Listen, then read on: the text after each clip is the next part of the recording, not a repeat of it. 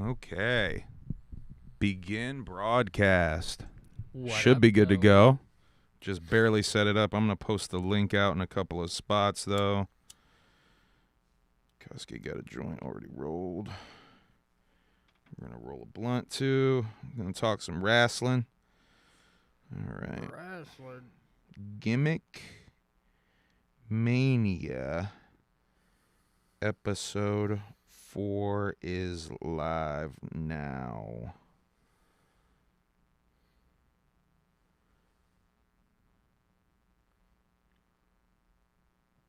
That's good enough. Let me put it in the story, though. Really try to get some heads up in here type beat. What's up, Kasuke in the chat? Oh, he's right here. What's up, Solo? How you doing, homie? Do we have to drink every time she says the B word? Does Thekla say the B word a lot? Is that a thing?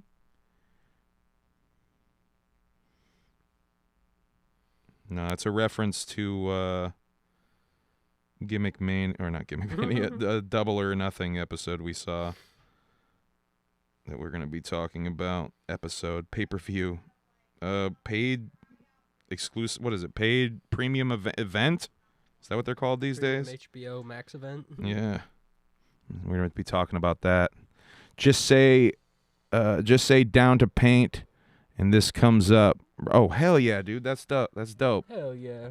I hope you enjoy your painting. Maybe you could paint some wrestling shit along with us. Yeah. Here. You can paint. Hold up. Violent J's beautiful face. Thanks for the $1.99 super chat, Solo. MLW is live now with Joe Dombrowski. Oh my God, we're dual streaming? All right. Oh God, I'm getting so distracted. I want to jump in the show so bad. Hold on, I got to share this link.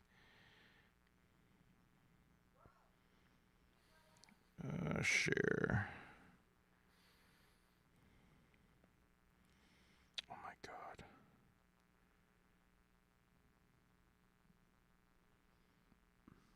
Watch here. All right. Share it on Instagram.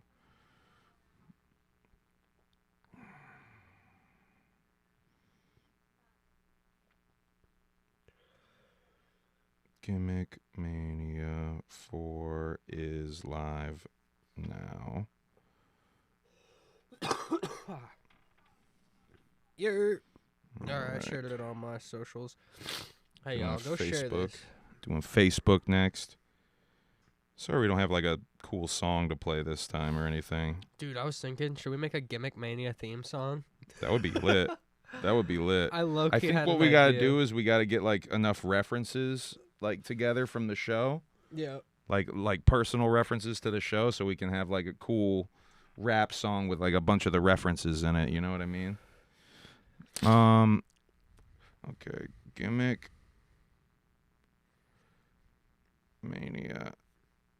is live now. Oh wait, Gimmickmania 4. God damn it.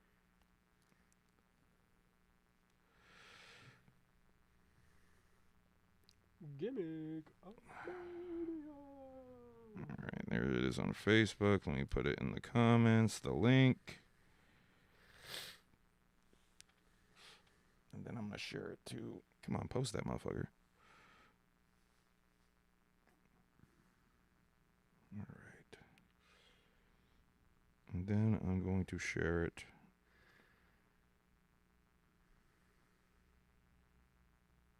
on the actual YouTube posts thing. Because I think for some reason that actually helps some people get in here, believe it or not. Is live now. All right. I posted it in several spots. If you post it too, that helps us out tremendously. Yeah, I guess we can go and just start the show proper. What's up, y'all? Slightly different camera angle from a slightly higher angle. New angle, and I ain't talking about Kurt. Yeah. Jesus Christ. So it's been like a week and a half since we did one of these. We skipped a week. Yep. Yeah. Sorry about that.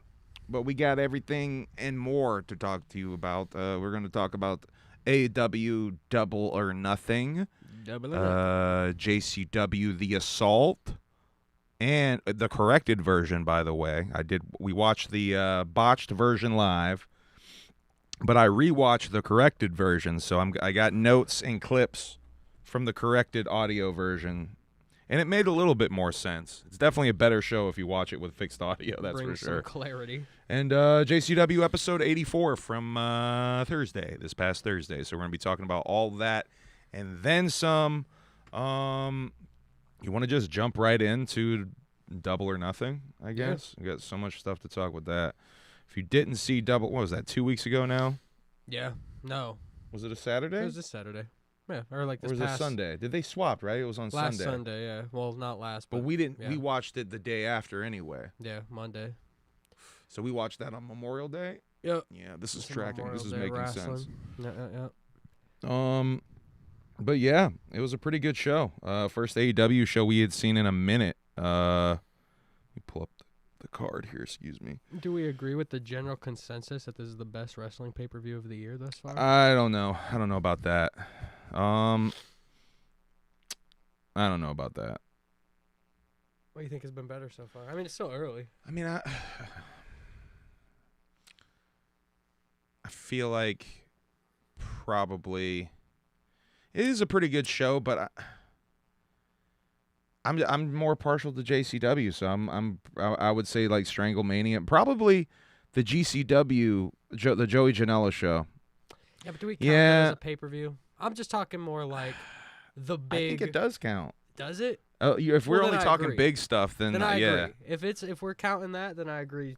GCW Spring Break takes the cake, but I'm just talking like AEW, WWE, the big ones. Well, we haven't seen I haven't seen enough to properly judge it, This but is out true. of the big ones, definitely. I If think we're that- just I talking think big that tells, dogs, though. I think that tells though, because those Yeah. pay-per-views are so fucking bad. You don't even. I mean, Mania was pretty fucking. Mania was bad. Mania was next to unwatchable. Mania was bad. First match It was into pretty Double or bad, Nothing. man. I was like, damn, this is refreshing. I had pay-per-view. Mania on in the background and was just reading. I wasn't even watching I at a was certain there and I point. was falling asleep That's bad. in live Um, action. shouts out to Billy in the chat. Shouts out to Jesus Chris in the chat. Oh. Whoop, whoop. Billy, that reminds me. If you still got that cassette for me, I'm gonna send you that money. So send me that cassette. He posted what? He had 5 left. I know. The I other told day? him to hold one for me, and I feel like an asshole. 'cause Probably I've even been less. slacking, but Billy, It's probably even less. Billy, I got your money. I got your money. They called Tommy Grayson the Batman on Spo yesterday. That's what I'm saying. They've been calling him Spo. Well, yeah, they've been calling him Spo. They've been calling him Batman. That's why On it's so Spo. strange. Yeah. Gimmick infringement? Question mark. I don't know. Maybe slightly. I wonder how Tommy feels about that. I mean, he did come out with the bat back in the day. Like, that was like a kind of a thing on JCW, but I don't know if they ever called him the fucking Batman Yeah. in WCW. No, I don't think so. I don't know. Yeah, I don't think they ever called him the Batman in WCW, but who knows? Do you know? Noah? No help. No, we need your help. So we didn't watch the pre-show, which I kind of feel like we should have, because they did the Mick Foley announcement, it looks like, on that. Mick Foley is All Elite. I think it was it Noah that was, or El Juggalo? One of Yeah, y'all. somebody put us on before it was even like really confirmed. 'cause We were I looked- doing one of these. I can't remember if Yeah, it was a watch-along or Gimmickmania. And I don't know like what sources they have, because when I looked it up after they said it, I couldn't find shit. And Yeah, I was y'all like, were on the money with that. like, Which one? nah, he ain't signing. And Was then it Noah? sure Was enough, it Noah or was it El Juggalo? I'm telling you, Noah's got sources. Oh, look, he's looking something else up right now. Sting is no. Yeah, Sting was more with the bat though. But they didn't call Sting Yeah. Batman. You know what I mean? I'm just curious about the Batman thing. Was clearly Sting, yeah. Yeah, I think it was El Juggalo. Yeah, I think it was El Juggalo. We were just saying one of y'all came in here and said that Mick Foley was All Elite while we were live. It must have been El Juggalo. I knew it was one of y'all that be coming in here with And we the doubted the you, hot but scoops. You were right. No, apologies to El Juggalo, I guess, because El Juggalo was on the fucking money with that. Oh wait, wrong thing, dude. All Elite Wrestling. So But, if I recall, the first match was. But we missed the Rizzler too, right? We did. The miss Rizzler was also on the fucking pre-show. We did miss the Rizzler. What does it have? The pre-show matches on there? I think so, right? Women's World Tag Championship 5-minute eliminator. That must have been. Yeah, that's at the buy-in.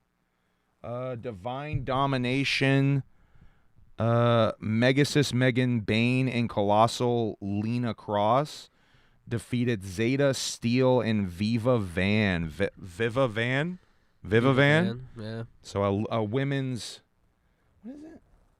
5-minute eliminator, Divine Dominant. What is it? You have 5 minutes to eliminate someone? Is that? If it's an eliminator, so essentially, I don't really like the eliminator matches. If somebody beats the champion, then they get a guaranteed championship match. That's an eliminator. Huh. But I feel like if you beat the champion, they might as well just put the title on the line and right? give you the championship. Why do an eliminator? Yeah, it doesn't make sense. It's like a way to like beat the champion without dropping the title, I guess, right? Yeah. Weird. The other AEW buy-on show was a trios match. Death Riders, Daniel Garcia, Claudio Castagnoli, Wheeler Kuda? Yuta? Why did I say Kuda? What's a Kuda? And the Ops. Is that right? Yeah. Hook, Anthony Bowens. And he's the scissor me daddy guy. I need help with that one. Katsuyori Shibata. What he said. And then, that was the Death Riders defeated the Ops with that one. Yeah, we did not watch the pre-show. And then, holy shit, dude. Oh, this isn't in order, though, of the matches because...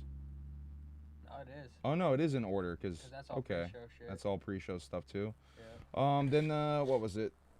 The Conglomeration, Mark Briscoe and AEW World Trios Champions, Orange Cassidy and Roderick Strong.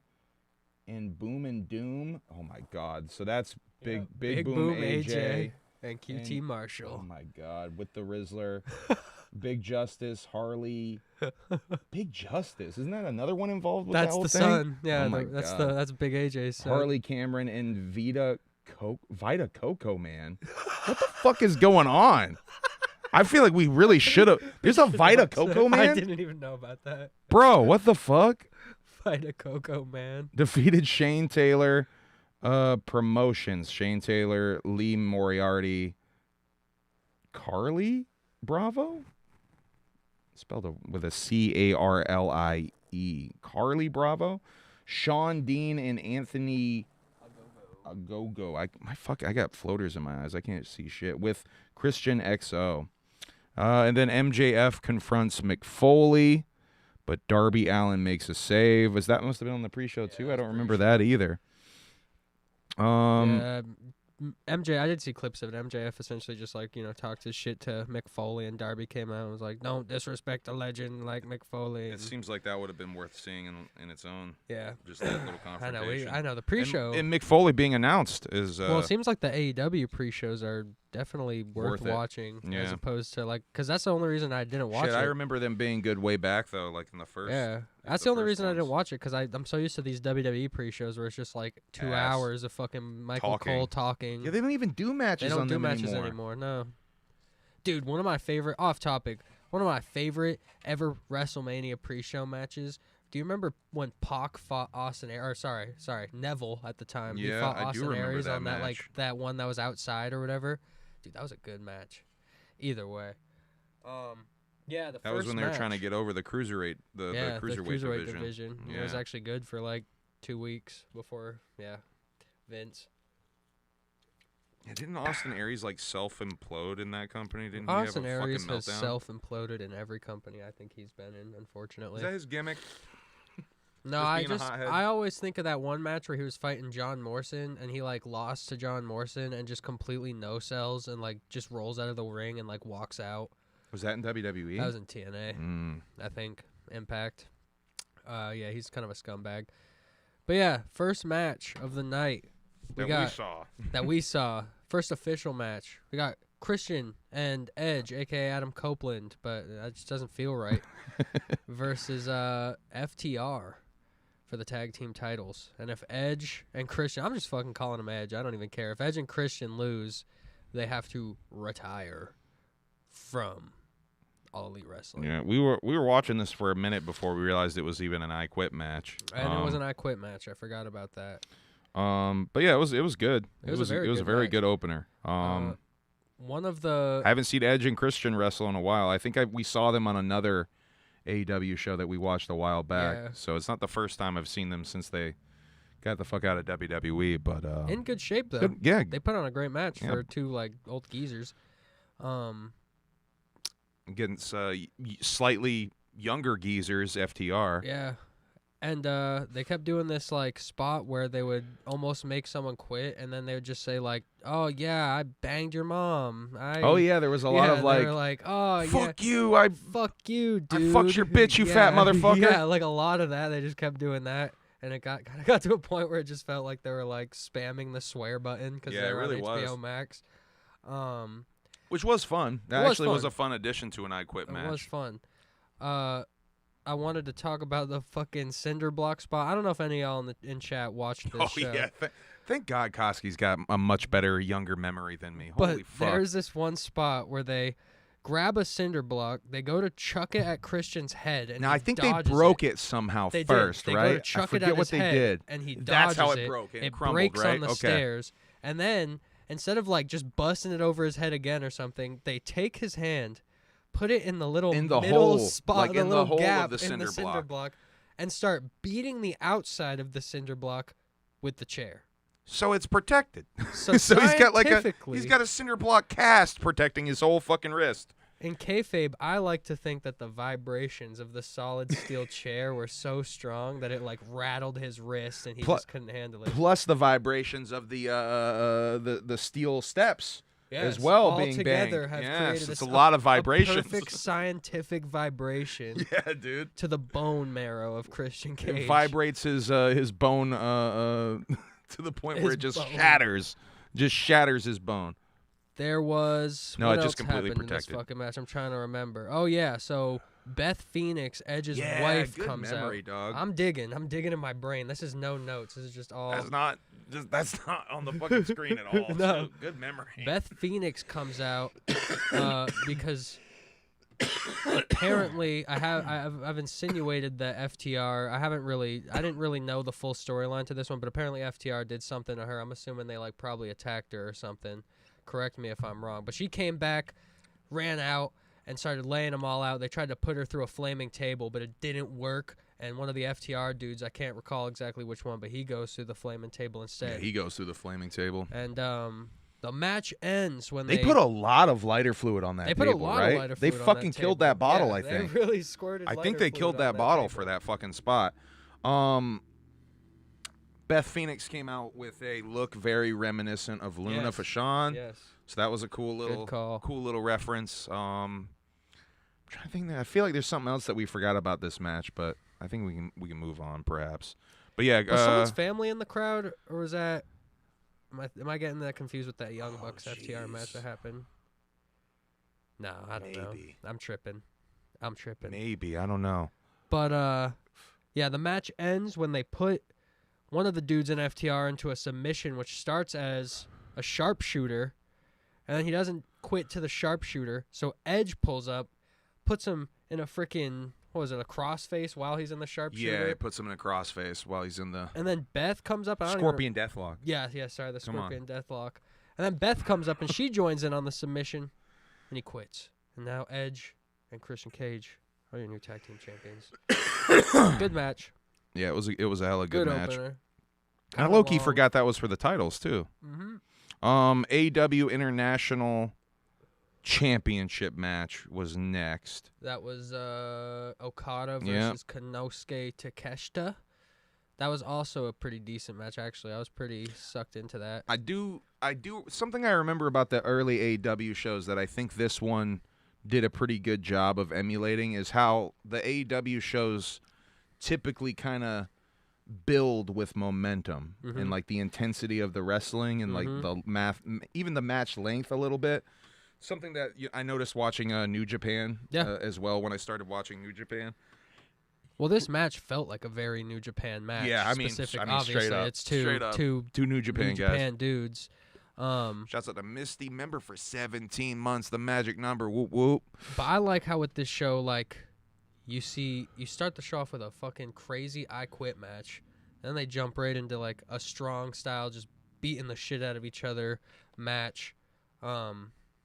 Yeah, it was a good match. It was a real meat slammer. Real meat slammer. Both guys were members of the Don Callis family, so they were running this little angle. Don Callis be managing half that company, bro. What's going on with that? Half of the company. I don't know what's going on with that. There's like several angles. Yeah, because the whole drama of the match is he stopped the match at one point. He's like, don't hurt him. Well, Don's on commentary, and I think Okada's about to tombstone Takeshita into like the concrete. And Don throws the headset off, and he's like, "This is my investment. Yeah. Don't hurt our investment."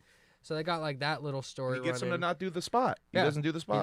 He doesn't do it. But then Takeshita gets up, and he just drills bro in the neck with the pile driver. It's like a reversal thing that happens.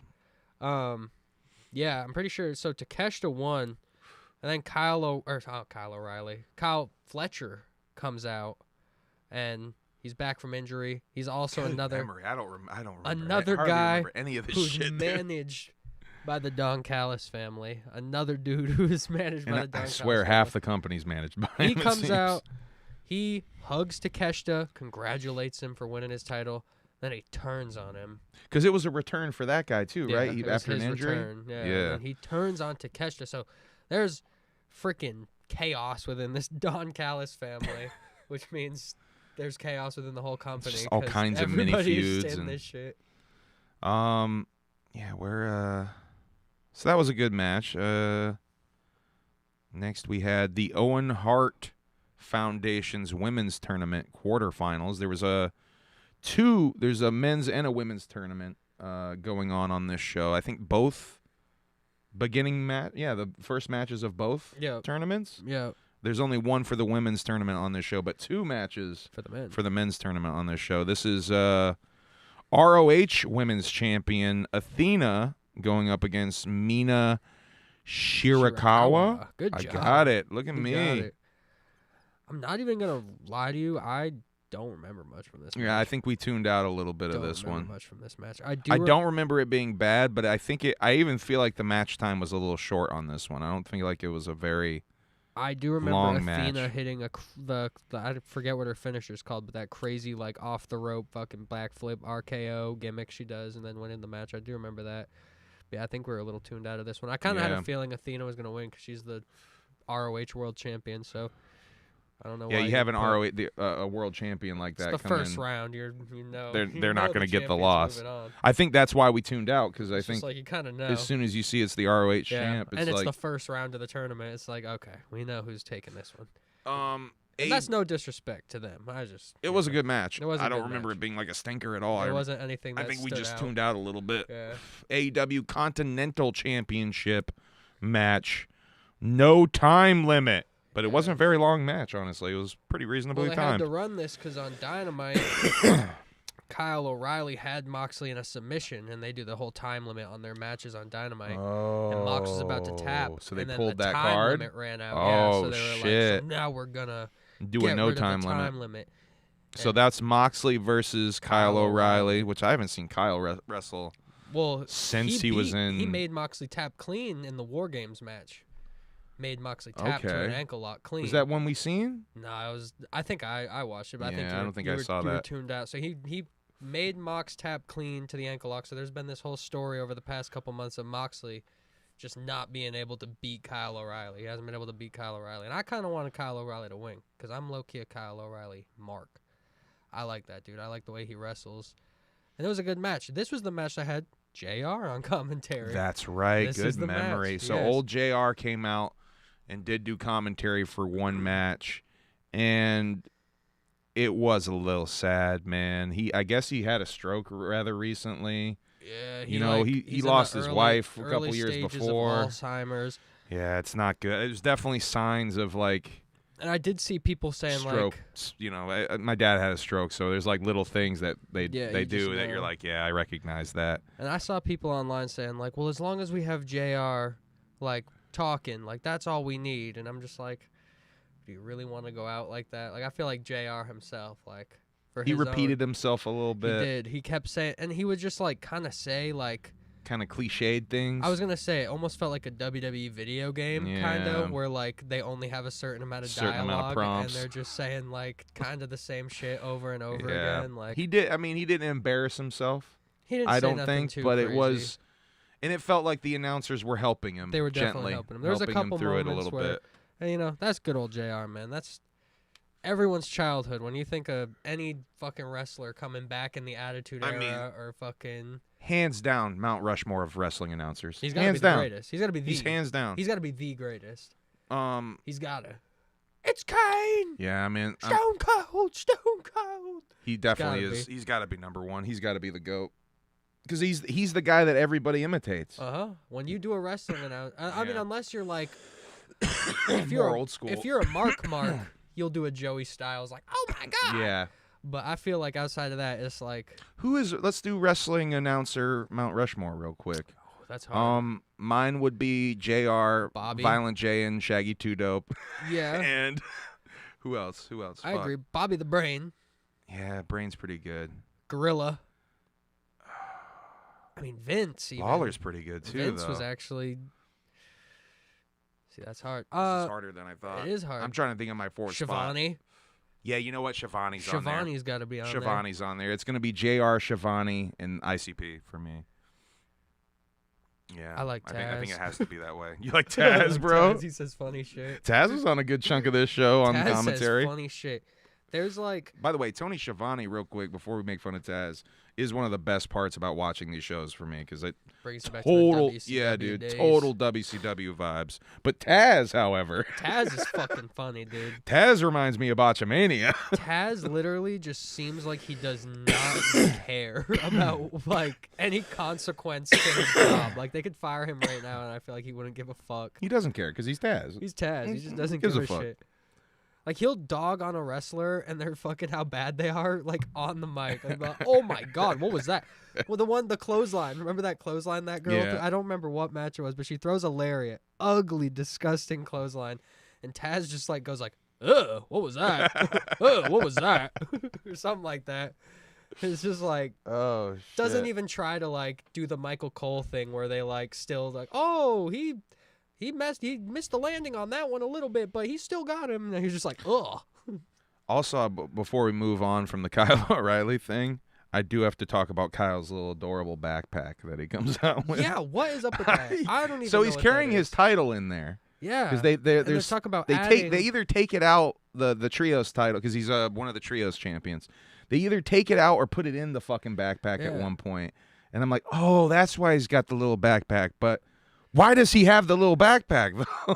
Why do you carry your it's title just in so a it's backpack? such a he makes him look like such a little kid or Claudio something. or Cesaro, he freaking says, yeah, they got their belts, right? He says you got to add another one to the bag tonight. So would he have carried both of the belts just in the dropping bag? titles in his bag and carrying them?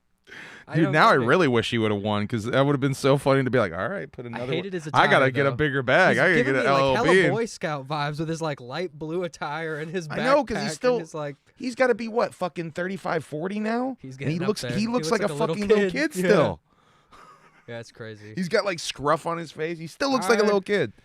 I was kind of hoping he would have won, but no, he's a hella good wrestler though. I've liked Kyle since he came into NXT initially when NXT signed him. I think I'd seen Kyle. Oh, him versus Kyle.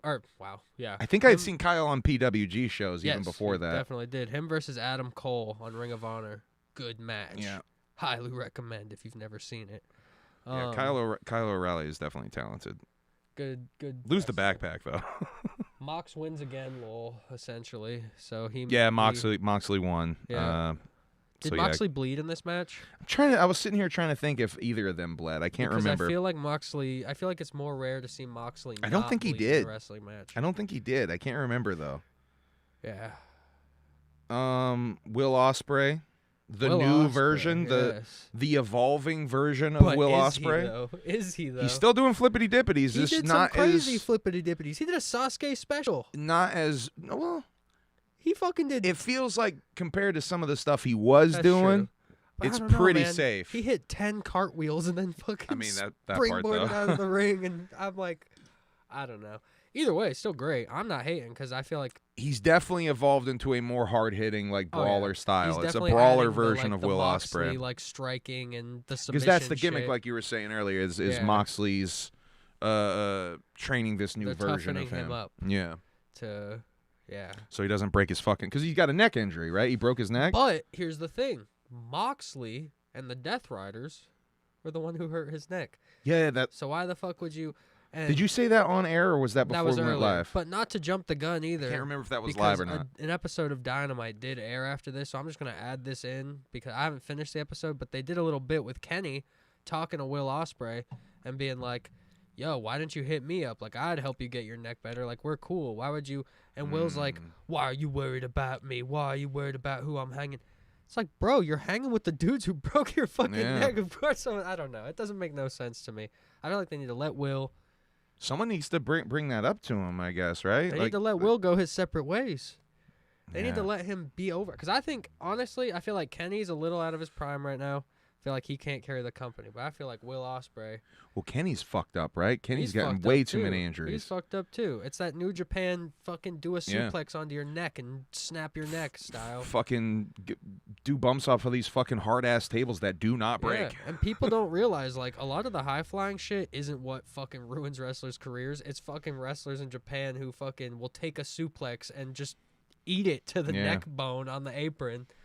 They call it strong style for a fucking reason, man. Look at Kota Ibushi. Look at fucking, like, almost every New Japan wrestler who has come over to AEW who is fucked up right now. Okada, all of them, they're all fucked up. That's why Shinsuke...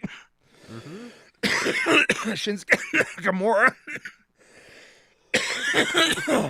Shinsuke Nakamura's basically in retirement right now. Yeah, he's not wrestling doing for much. WWE. He's not doing much on WWE. I mean, he can wrestle probably a 200-day-a-year schedule...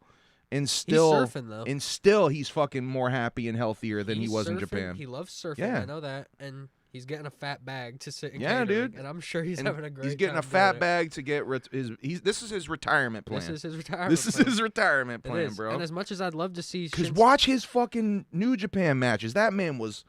fucking himself up versus AJ Styles at Wrestle I Kingdom. mean, for real, bro. That is a good match. That is some crazy shit. If you've ever seen the WrestleMania match they did, and you've never seen Wrestle Kingdom, go watch that shit because that's how it was supposed to be done. Yeah. They fumbled the bag hard with that shit. But there's some good Shinsuke stuff in NXT though. That NXT run. There is some good NXT Shinsuke stuff. But pretty much as soon as he goes to WWE, though. That was when Triple H was booking good shit. Why can't he do that on the main roster? They got corporate. Too much corporate hands. Corporate, bro. It's easy answer on that. It's definitely corporate. All right, now we got two Owen Hart matches back to back. The men's tournament quarterfinals. Oh wait, we were already talking about one of them. Will Ospreay and Samoa Joe, which was a great match. It was a great match. We didn't even talk about Samoa Joe yet, but great match. I hadn't seen Joe wrestle in a fucking minute. Well, here's a funny thing too. He's going back on hiatus again. He just came out of hiatus. Just came out for the tournament. He's going to Hollywood. He's been in Hollywood. He's on Twisted Metal. Yeah. I think Joe's about to pull his Shinsuke move too. I think he's about to coast. I do think he was on commentary for one of the shows I had watched. Yeah, and he's excellent on commentary. I'll tell you, he's really fucking good on commentary. Hey, shouts out to Booty Pins in the chat. We got it plugged in, dog. We got it plugged in. Let's see. So yeah, Will defeated Samoa Joe, knocked him out of the tournament. Next was Swerve Strickland. Oh, this was a good match too. Versus ROH World Champion Bandito, which that was a good match. Surprisingly enough, Swerved with the swerve. Did defeat the ROH World Champion. So the logic, I thought the logic we had applied earlier, fucking. But the one spot that I really, really remember from this match. I forgot how good Bandito can fucking wrestle too. By the way, holy shit, dude. Actually, there was two things that were crazy in this match. One, the move where Swerve jumped up on his shoulders. Remember, and he stood there for 5 seconds, and they kicked him in the back of the head. Just straight up a human being standing on another, like they're cheerleader shit, basically. Cheerleader shit. He stood on him for a solid 5 seconds before he kicked him in the back of the head. And I was like, how did you even balance on his shoulders? And then that Hurricanrana from the apron. Yeah. That he flew off. The giant Hurricanrana to the outside. That was insanity. Yeah, that was fucking crazy. Bandito can wrestle his ass off, though. And Swerve is bulked the fuck up. I don't know. It seems like he's been eating good because he's Was that a return too? Swerve? Were they seeing Swerve was a return? I don't know. Can't remember. Nah, he's definitely been active for a bit because I've been watching Dynamites and he's been on there recently. I mean, if it's a return, he's only been gone for like 2 weeks or something. No, good match though. Swerve moving on in the tournament. I think Will Ospreay's taking the tournament though. I'm not gonna lie. I think it's building to Ospreay versus MJF for that title in the UK, and Ospreay's gonna win. That's what's gonna happen. Mark my words. Now, the title of the episode is was born out of us watching this next match. The AEW Women's World Championship 4-way match. The Toxic Spider, Thekla. You guessed it. Thekla. Versus Jamie Hayter, Hikaru Shida. Hikaru Shida, and Chris Statlander. Statlander? Not Stratlander? Statlander. Yeah, they said Thekla a whole bunch in this match. And I was sitting there, like, thinking it for a little bit before I even said it out loud. But I'm like, yo, straight up. After a while, I was like, straight up drinking game. No, it was funny, too. Cause drinking game every time they say Thekla. My girlfriend said to me after, too, she was like, yeah, I thought I was tripping. Like, I thought they were saying it. And then Humble pointed it out. And it really started tripping me out. Because then it was like it got even crazier almost like listen, and don't like, get is me there wrong. an inside joke with the Thekla thing? In a wrestling match, obviously you're going to say the wrestler's name, but the amount of times in such a short time span that they were saying Thekla, like, go watch this match. And with this in mind now, if you have this on HBO Max, go watch this match with the Thekla thing in mind. Kasuke had a great idea. He's like, we should have like done a super cut of that match of like all the Theklas. Dude, there was one part where Excalibur literally was like, and Thekla did a picks her up Thekla and with the slams her, and Thekla, I don't even know. He did do 3 of them. And then Thekla I swear it was 3 of them in one hit her with sentence. it was like, wow. It was 3 in one sentence. I don't know how the fuck you do that. I was like, what? I'm trying to think how he did it. Thekla picked it up, and then Tekla's. Yeah, he did 3 of them in one sentence. But it did make me realize that Thekla was playing Thekla was kind of carrying the match. Yeah, Thekla was playing. Where's a lighter? Oh, I got one right here. Word. But yeah, she was like, it felt like every spot Thekla was a part of it because they just kept saying Thekla. Someone had money. Someone had money on that shit. It felt like it was a game of like whoever says the most Theklas gets like $100 bill for all the Theklas you say or something. Thekla bars into their fucking. It really felt like they were rushing the Theklas. Yeah, like Thekla. But yeah, it was a fun match, mostly because of the Thekla. Yeah, there was some good Thekla spots. Won. Thekla did win. Did win, of course. Still champ. Yeah, still champ. And that was the Stadium Stampede.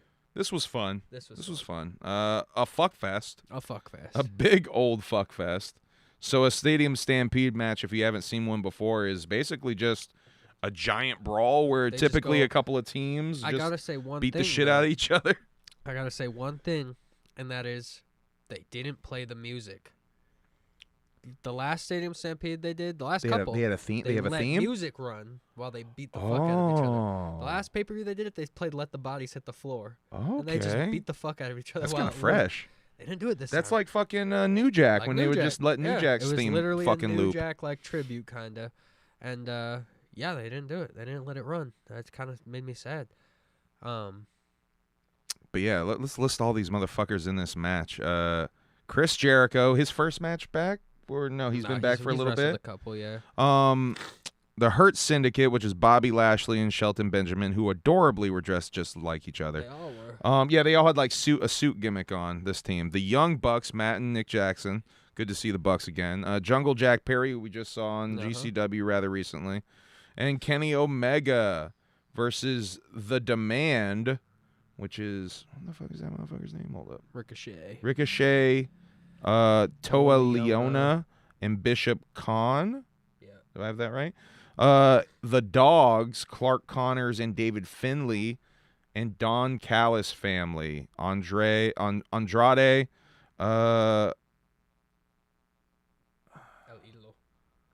Yeah, I can't fucking. How do you say that? El Idolo. El Idolo.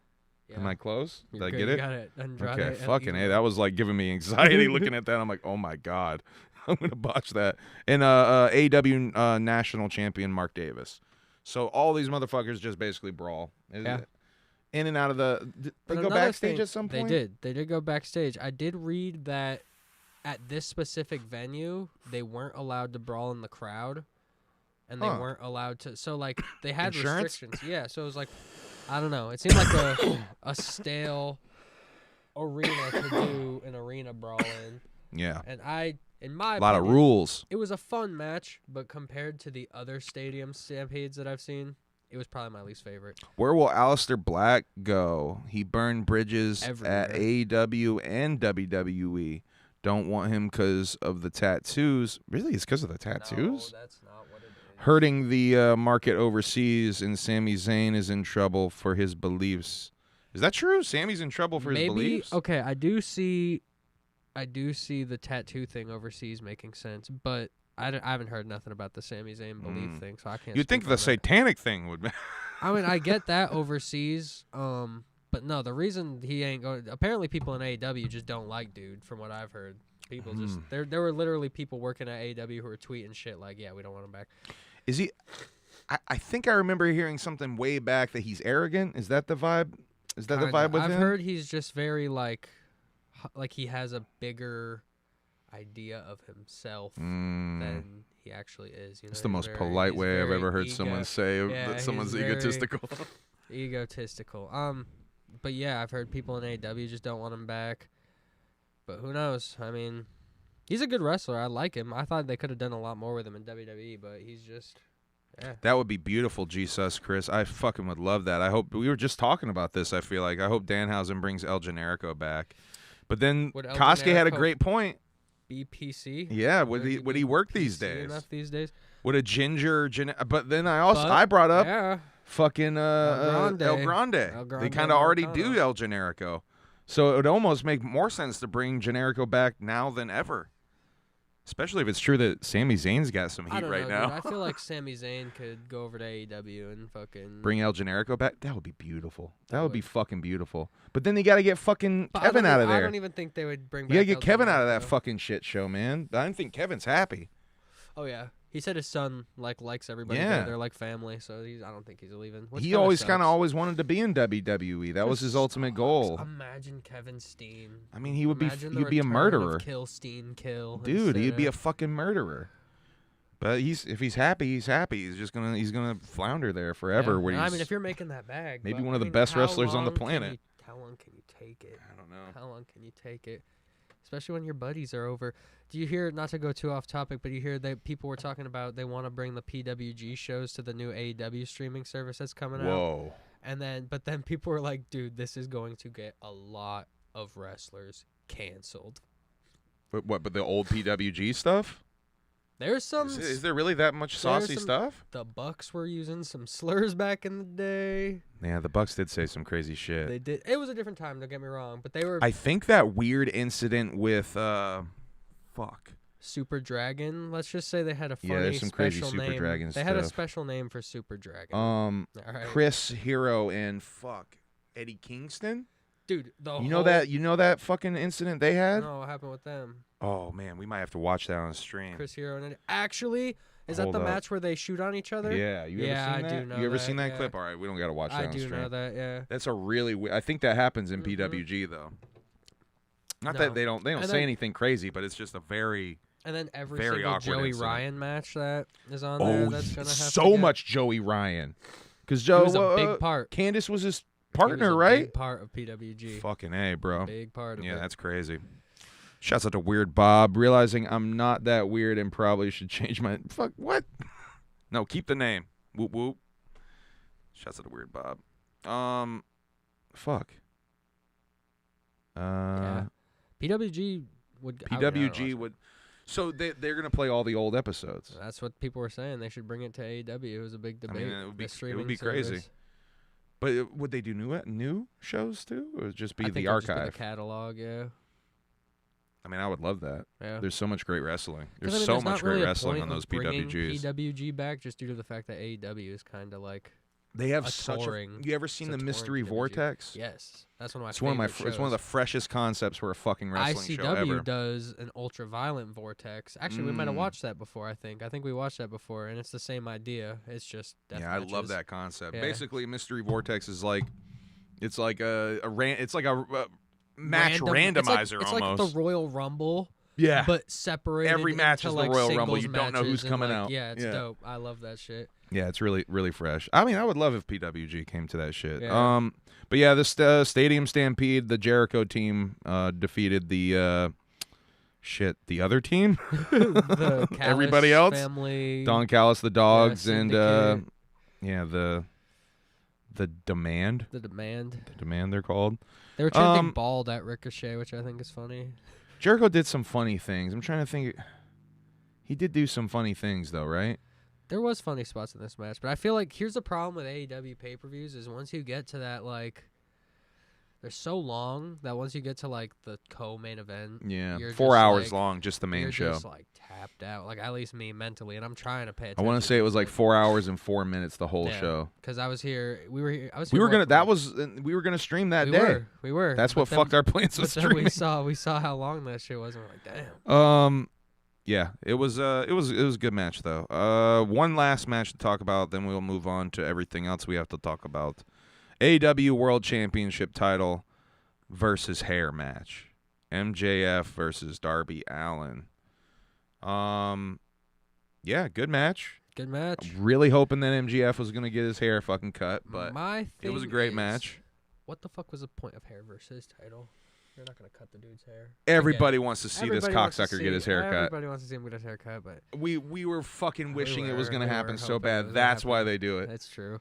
And there was a point where Darby took the clippers and almost straight up took a chunk out. He almost did it on his own accord. Jackass style. Just take a fucking chunk out. There was a spot where Darby did a suicide dive out of the ring there, and he just he just landed. The match started. And we were talking about how Darby Allin is going to be, like, paralyzed by the time he's 38 because he does this crazy shit. And, like, 2 seconds into the match, he just flies out of the ring and folds onto the floor neck first. Neck first. Yeah. Darby. He's going to die. Yeah, he's going to kill himself. He's going to die. And I don't even think one way or the other, he's going to kill himself. They gave Darby a cool entrance where he's, like, under the sewers, and then he just appears in the entranceway, like the bat signal's going off, and he just appears. He's like somewhere between a Ninja Turtle and Batman. Literally, he's hanging out in the sewers, brooding with his skateboard. And he just shows up.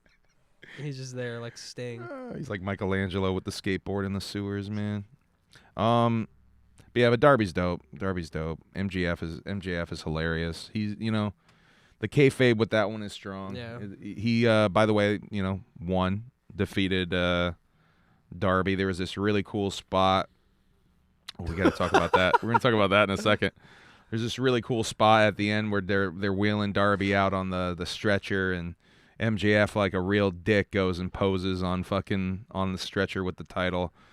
Very iconic image, I feel. Yeah. And this image is actually from the AEW website. I think they're already selling like prints of this image, which sense. Makes sense. This is a very iconic image. I think that will go down in at least AEW history as being one of their more iconic images. I really think MJF is the best wrestler all around in the world. In the world right now. It's a strong statement. I think so. It's a very strong statement. I mean, I think it's Kerry Morton myself, but he can wrestle any style. He can wrestle against anybody. He can make it good, and everyone hates him. Yeah. Everyone fucking almost universely. And he's so good at kayfabe outside of the ring that it's like you actually hate him, because it's like a lot of heels nowadays that you go on Twitter, they're like, and he's an old school heel because he can make you hate him just by talking. Yeah. He can talk you into hating him. The crazy thing about it is if you go watch interviews with him, he's like a dickhead. But morally, he's still really knowledgeable. But morally, he's still spitting like facts when it comes to but he still works it into like a heel way. That Hollywood Demons episode about the Von Erichs is a great example. If you want an example of that, because I didn't know obviously he's a scholar of wrestling if he's in the game, but he's a wrestling nerd. Oh no, that boy's a nerd, and he knows some shit. I can tell from the way he's talking. But even in that interview, like Emily's like, who the fuck is this guy? Yeah. Emily's and that's like, what I like about Emily's him. getting worked by him just from the fucking interview. He She's reminds like, who the me fuck of is like this guy? the closest thing we have to like a Ric Flair nowadays. That's how Cody's I feel. so butthurt that you said that somewhere. Cody's really hurt by that, I think. No, Cody, I don't know.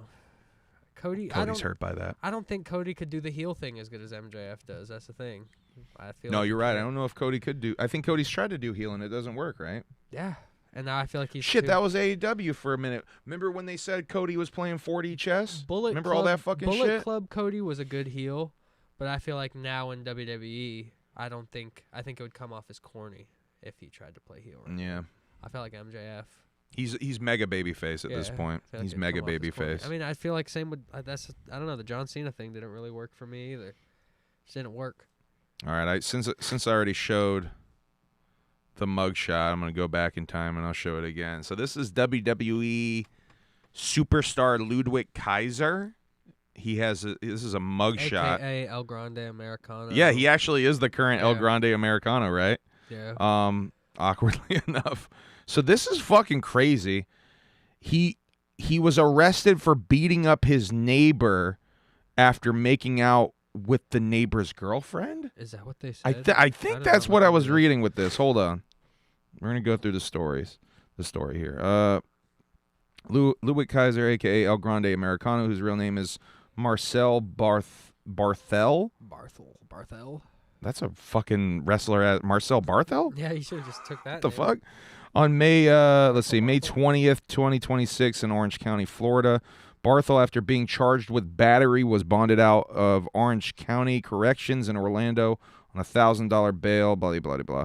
Affidavit alleges that on April 23rd at Paramount on Lake, complainant Richard Reap entered an elevator around 6:30 p.m. and encountered Barthel and a woman who were described as acting in an uncontrollably intimate manner.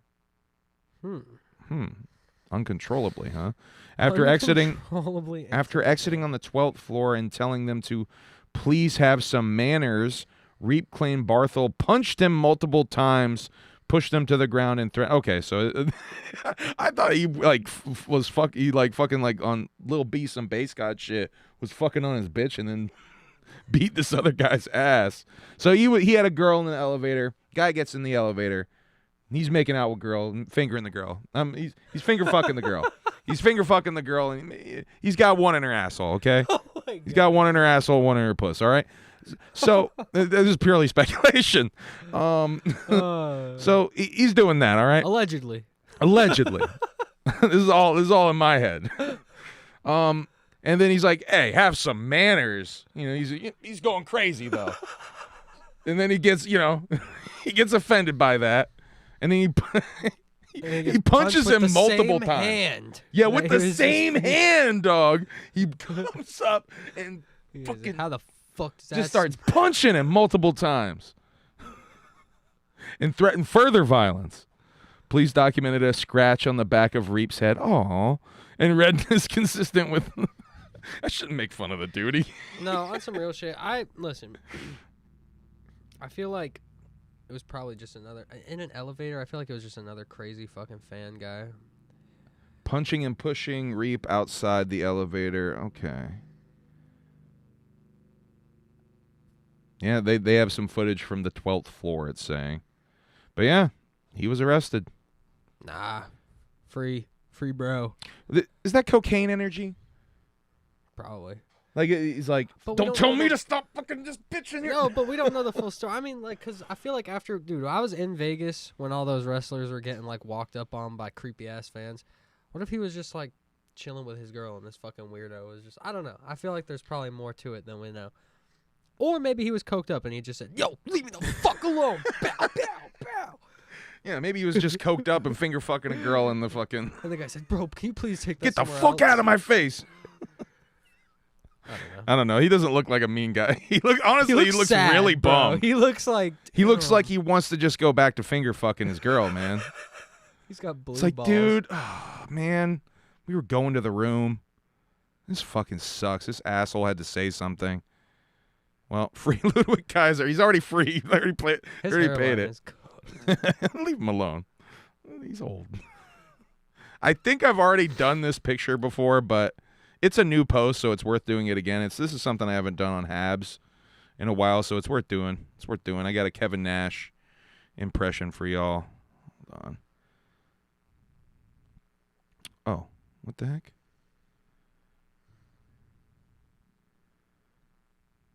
Huh. Unsaved changes, eh? I don't know what that just did. All right. It's been a while since we've had a Big Kev post. And I'm pretty sure I've done this before. That's Diesel smoking Diesel. Yeah, him smoking his weed, bro. Cool guy smoking weed alert. All right. Breaking news. Hey, yo. Hey. Kevin Nash tears quad smoking the Diesel. All right, here we go. Hitting some jackknife while throwing up the click sign at Hyman Life. Best flower available, in my opinion. Thank you. Thank you, ladies and gentlemen. It's my Kevin Nash. It's my Big Kev. It's been a while. It's been a while, but I still did it. Still got it in me. By the way, if you don't know, Big Kev sounds like this. Hey, hey, hey. Big Kev. How's it going? 5 Moves of Doom. Mm-hmm. I'm the originator of it. Scott Hall is like, hey, yo, I'm Scott. That's the same voice. No, it isn't. There's a slight difference. I'm Scott. All right, I'm not going to go into it. There is a slight Scott's got a little bit more of a surfy vibe, all right? All right, where are we going now? Cody Rhodes says Danhausen. Did you see this news story? Cody Rhodes said Danhausen is the #1 merch seller in WWE right now. And he's murdering everybody, which we talked about, I think. Right? We're talking about Cody Rhodes merch? Or Dan. Throw away my bucket. Oh my God, I'm sorry. Did I put it in recycling? She's really mad that I threw away her Dunkin' Donuts juice bucket. It's fucking. She got a bucket of juice the other fucking. What was it? Week ago. She wanted to drink this. I guess she wanted to drink other juices out of this bucket. I don't know. Broad is crazy. Let me. But yeah, Cody said that Danhausen is killing the merch game right now. I think he is. I mean, he's got so many options of fucking merch, bro. We're going to maybe go to this show because it's free. And I think it's worth going because it's free. Do you know about this? Oh, is this? What is this? Green Mountain Wrestling? Yeah, another Green Mountain Wrestling show. At the Alchemist? Yeah, I think this is a free. Dude. I think this is a free show. We sell Alchemist beer at my work. June 21st at noon for another round of free live professional wrestling in the beer garden, courtesy of Green Mountain Wrestling. So we should try to go to this. Let's go. Because it's free. It's free. And the GCW. And, yeah, let me look that up next. Actually, let's see we should try to buy tickets for that tonight. We should try to buy it right now. 4 of them, me, you, R-E-M. Sounds like a plan. GCW, something in Manchester, right? Yeah, it's called, oh fuck, what's it called? The Melee in Manchester. So we're going to go to this shit, because this is in Manchester, New Hampshire, which is only like an hour and a half away from us, so I'm going to pull up to this shit for sure. Yes, sir. Actually buy tickets for it right now, I think. I'm about to go check. We're trying. We really need to go to SPO Wrestling too, because they run shows really pretty often, and those are our homies. Odious in the chat. Odious alert. Boom, boom, boom, Sound the Odious alarms. Whoop whoop. What's up, dog? Hope you're doing good, Odious. We miss you. They have a general admission family 4-pack for $100. Let's do that. That is tough, but front row ringside. Oh yeah, we should try to get better only seats. $65. Oh yeah, you want to run that? Yeah, run the play. Yeah, let's run that. I can send you some money right now if you need that Apple Cash. Hell yeah. Yeah, let me know what it comes out to. I can send it to you right now. 263.44. What the fuck is that divided by? Yeah, just divide it in 2. 263.44. Yeah. Sorry, I was looking for my. I got it. 131.72 coming your way. Hell yeah, boy. 131. How do I pay this fool? Sorry, guys. Mid show break promotion for buying tickets. Fool? Let me just do it through Cash App, maybe. Yeah, it'll be easier that way. Because I know you just sent me some money for pizza or something on there. Is there a USB-C charger anywhere kicking around over there? Yeah, there, somewheres there is. You can might be able to plug in. Oh no, if you had the other one, you could maybe even plug in right there. Kasuke, there he is. 131.72.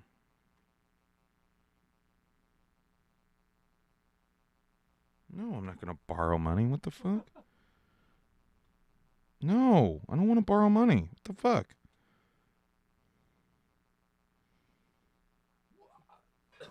All right, 131.72.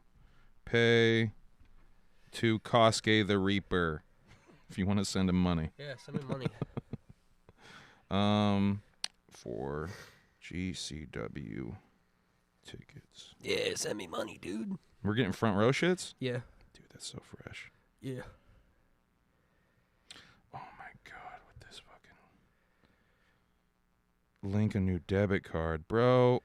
Oh my god, hold on. Sorry, we're doing this on. No, you're good. You're good. I'm gonna just buy it right now. Just hit me after. I got you. You sure? Yeah, you're good. I'm gonna do it now. Okay, he's going. You ready? Ready? Ready? I'm gonna double click this. And we're gonna have tickets.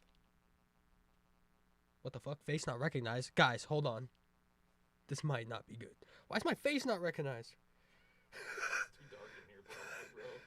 It's me! Streaming pitch black. It's me! Please. Alright, let's try this one more time. Okay. God damn it. I swear it's me. Hey! We got tickets. Don't say you're fucking... La la la la. Wants to know my fucking debit card. Just listen up. Turn the volume up real loud. You can hear my debit card number. Now you're doxing yourself. Yeah, we got hella doxing of ourselves on this channel. Yeah, the dude in chat who was just like... like... Who was it? It wasn't Daddy. Who the fuck was it? I don't even remember. Bro is doxing himself. Alright, the card should be linked. Card linked. 4 tickets. You sent 131.72 to Tyler Kasuke. Did it go through? Did you get it? Was it on Cash App? Yeah, it should have been. Hope I didn't send it to another Tyler Kasuke. That would have fucking... There we go. Okay. Whew. Woo! I was like, hopefully you didn't. Live, pal. Jesus Christ. Alright, we should be good. Who the hell sent me $20? Somebody... Did one of you other people Cash App me? Did one of you guys just send him $20? Oh, never mind. Fresh. Yeah, mine is the money tag Humble Among if anyone wants to bless me. Huh. I don't know. Seriously don't know who it is. I don't know where this other 20 came from, but shout out. Yeah, shouts out that other 20. We're just sitting in there. Okay, what do we got now? I think it's just JCW from here, pal. Let's start with the assault. With fixed audio, I'm going to play you guys some clips. I'm going to try not to go clip crazy because these fucking advertisements. One of these days, I'm going to get the ad blocker shit. Or, just pay for premium.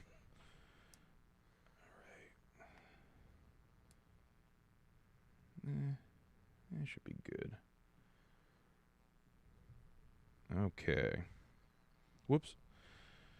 All right, so this is the corrected version of JCW, The Assault. Show opened with Caleb demanding to know who his opponent is. Violent J just got a really fresh haircut.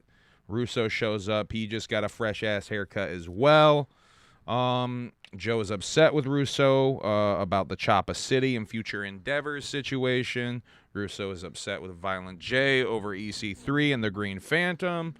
Russo reminds Jay he's a New Yorker several times.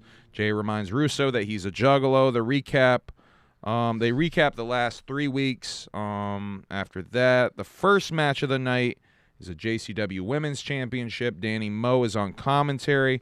Big Al, Alice Crowley versus J-Rod. J-Rod pulls the ref in front of Al. And then Sophia Rose, who I guess used to be J-Rod's tag team partner, who we referred to as Leather Bitch when she came out because she had a really tough leather jacket on. But yeah, she attacks J-Rod. This becomes a thing on the next episode of JCW as well. I think that's the new feud going, or at least a mini feud going on with J-Rod. Alice does get the pin and wins. New champion, Big Al. So this is after the ref is knocked down type beat, right? So this was strange watching it live with no audio. Yeah. We were like, what the fuck is going on? With the audio fix, that did add a lot of context. So the ref sees what went down on the replay and then reverses the decision. Like it never, so basically making it like the match never happened, essentially. Yeah. And then Alice attacks the ref after that, which, you know, we were talking about this a little bit, I think on Thursday, how interesting that is, because that's something that happens in wrestling like all the fucking time is people, you know, ref gets knocked down, somebody does distraction, and a title change happens. Not only like there's a match fuckery afoot, but a fucking title change will happen. And then the ref must at some point see, like, or he must go back and be like, hey, bro, when you were knocked down, fucking the Big Show came out. Yeah. How did I? Yeah. Like, you didn't notice that giant man come out? Yeah. Yeah, bro, the fucking Big Show was out. How does it not ever get reversed? I thought that was actually really smart and refreshing writing. Yeah. I think a lot of people would shit on that, but I thought it was really smart, especially watching the fixed audio version. It was really, really good shit. What's up, babe? Emily doing hella baking stuff. She's helping make a graduation cake for somebody. Well, she's done. Not done with the whole thing. I'm done for tonight. Done for tonight. She's got to do this shit in stages. She's just doing like the decoration stages. They want like a grocery store size cake. And I'm making with fancy mushrooms all over it. Chocolate, like I'm making all the letters and all these mushrooms and like before you chocolate. actually. But like the thing is my mold for the mushrooms only has 3 things that's this big. So I literally have to make them 3 at a time. You had a lot of mushrooms on that motherfucker too. Holy cow! It's gonna be loaded with the shrooms, bruh. I know. Trippy ass cake. All right. Stay trippy. So let's see. The announcing team tonight is Joe and Mark. They tell us about a couple of matches. Caleb's opponent for the first week of 4 Weeks in Hell. Where is Ruffo the Clown, a.k.a. Donnie the Drill, I guess is his gangster-ass name. His Italian mob name. These are the ones that I have to make. Oh, damn. And I can only do 3 at a time. The ones that she worked so hard on just fell on the ground. They didn't break, did they? No, they didn't. But it's okay. I can glue them back together. No, that's it. I can glue them back together with melted chocolate because they break coming out of the mold, like, at the stem because it's so thin. Yeah. So I've been having to, like, glue them back, and then I got all the fucking numbers and the fucking... Damn. Yeah, so I'm done. Grinding. I'm done. Yo, Grinding. I'm grabbing my vape real quick. Yeah, we're just wrapping up the show now, doing the JCW recap stuff, you know? Let's see. Oh, yeah, Barnabas wants to find out who the pusher man is for the Outbreak. That's the other main storyline that they're going to be pushing for this episode of Lunacy. Who's giving these fucking zombies Which I think drugs? After the last Lunacy episode, it's pretty obvious who the fuck is doing it. Yeah. I mean, come on. Yeah. Who else? Who else is the drug dealer wrestling character in JCW? I wonder who could be giving them all this white powder. Backstage, There's gotta Vito. be a swerve though with that. You would it's think almost, so, it's but almost too obvious. It's like really like But I was calling this like 2 weeks ago. What do they call that? Imagine if it's cocaine. They call that a MacGuffin, I think, in storytelling. Is something that's like a distraction almost. The thing that's too obvious that you're like, oh, it's got to be that, but then it's not that because it's this. What's the point then? It's got to be someone else. There's got to be a... We'll see. We'll see. Backstage, Vito and the Luciano family run into Mac Davis. Mac asks about the kidnapping Rufo thing, and they deny it. Yeah. Interesting. Yabo sneak attacks with a hammer. A lot of hammer action going on in JCW recently. And strangles Sally Boy with the hammer. Demands to know where his brudda is. There's a lot of where is my brudda going on. Vito says if he wants to know where his brudda is, he has to follow the rules. Basically, he has to listen to the Luciano family. Let's see. Stephen Flo is backstage. The ring rat shows up, and Stephen is upset that she is late. Stephen calls... let's see. Stephen calls himself a rock god. Ring rat goes to get on her knees to apologize, but Stephen doesn't want a blowjob. He says she goes down when he says she goes down. She has until next week to show him something. Let's see. No word on what that something is, but she has until next week to show him something. Show him it. I don't know, to show him the butt, something. Russo finds Tony and Willie backstage playing cards, says he wasn't impressed with them at first, but then he grew to respect them. Let's see. After the Choppa City match, he grew to respect them. Says he was wrong, apologizes to them. Tony says he doesn't trust him, but respects him, which is interesting because these are Violent J's guys. Yeah, he's trying. Why is Russo trying to? Why is Russo trying to buddy up to Willie and fucking Tony? Guys. What's Russo's game here? Turning them. Let's see. Next, we have probably one of the more interesting parts of the show: Facade and Mac Davis beef. Yes. Facade tells him to stop asking him to be on the post show, and to stop saying he's cheating in his matches. Mac says he could have been a tag team with the Green Phantom. Facade threatens to knock Mac's teeth out. This kind of bleeds over into the next match, JCW American Championship. Red Love, Father Bronson comes out giving roses to the front row like he be doing, cuts a promo. I think actually this is the first thing I do want to play because I'd be liking Father Bronson. So I want to highlight Father Bronson a little bit here. Let's see, his promo is... Okay. Now watch, he'll fucking play an ad after I scroll to the right spot. There's something that we can relate to. There's some common ground I'm sure we can find. You see, I'm a father, and I look out here today, and I see some mamas and some papas, right? If children are our future, let me get a whoop whoop. Now hold on, some of you didn't say whoop whoop, and children really are our future. So the mamas and the papas and that, I want you to go home after this show. I want you to look at your child, and I want you to say, I'm sorry. I'm sorry for leading you astray. I'm sorry for being severely overweight. I'm sorry for painting my face like an idiot. I'm sorry for drinking Faygo. I'm sorry for being incredibly repulsive. I'm sorry. I want you to apologize to your child. Now tonight, I'm here for one reason only, and that's to change lives. I created the Red Roll Call. Red Roll Call! I created the Red Roll Call for guys like my opponent.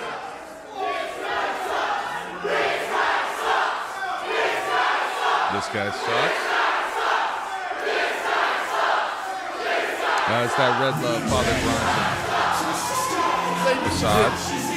Yeah, the weird Bray Wyatt style. I like it too. You know, on the surface, it is very Bray Wyatt. It is very inspired by the Bray Wyatt segments, but I do think he's kind of doing his own thing. So Facade comes out. His sign says Red Fudge. Yes. tonight. Big fuck him up chant starts as the bell rings. Joe says that Yabo's Italian name is Joey Twitchin 2 times. Mac Davis interrupts the match and says he hasn't finished his interview yet. I do want to play this as well, because this is a weird angle they do with Mac and Facade here. Also, my question is, who is the heel in all of this? That is a good question. Facade's playing heel a little bit. Of all of these Juggalos in Columbus. Could we be moments away from a kill shot? With that, I haven't finished my interview from yet. Thursday. Let me ask you a question. How's it feel to get your ass kicked finally? It's not very professional for a journalist to be beating up. Continuing that interview and... Fuck you. I'm sorry you didn't hear me. Well, that is... Yeah, I don't recommend or condone Mac doing this, but obviously Mac's been pushed too far. Facade now right at the feet of Mac Davis. That looked like that hurt.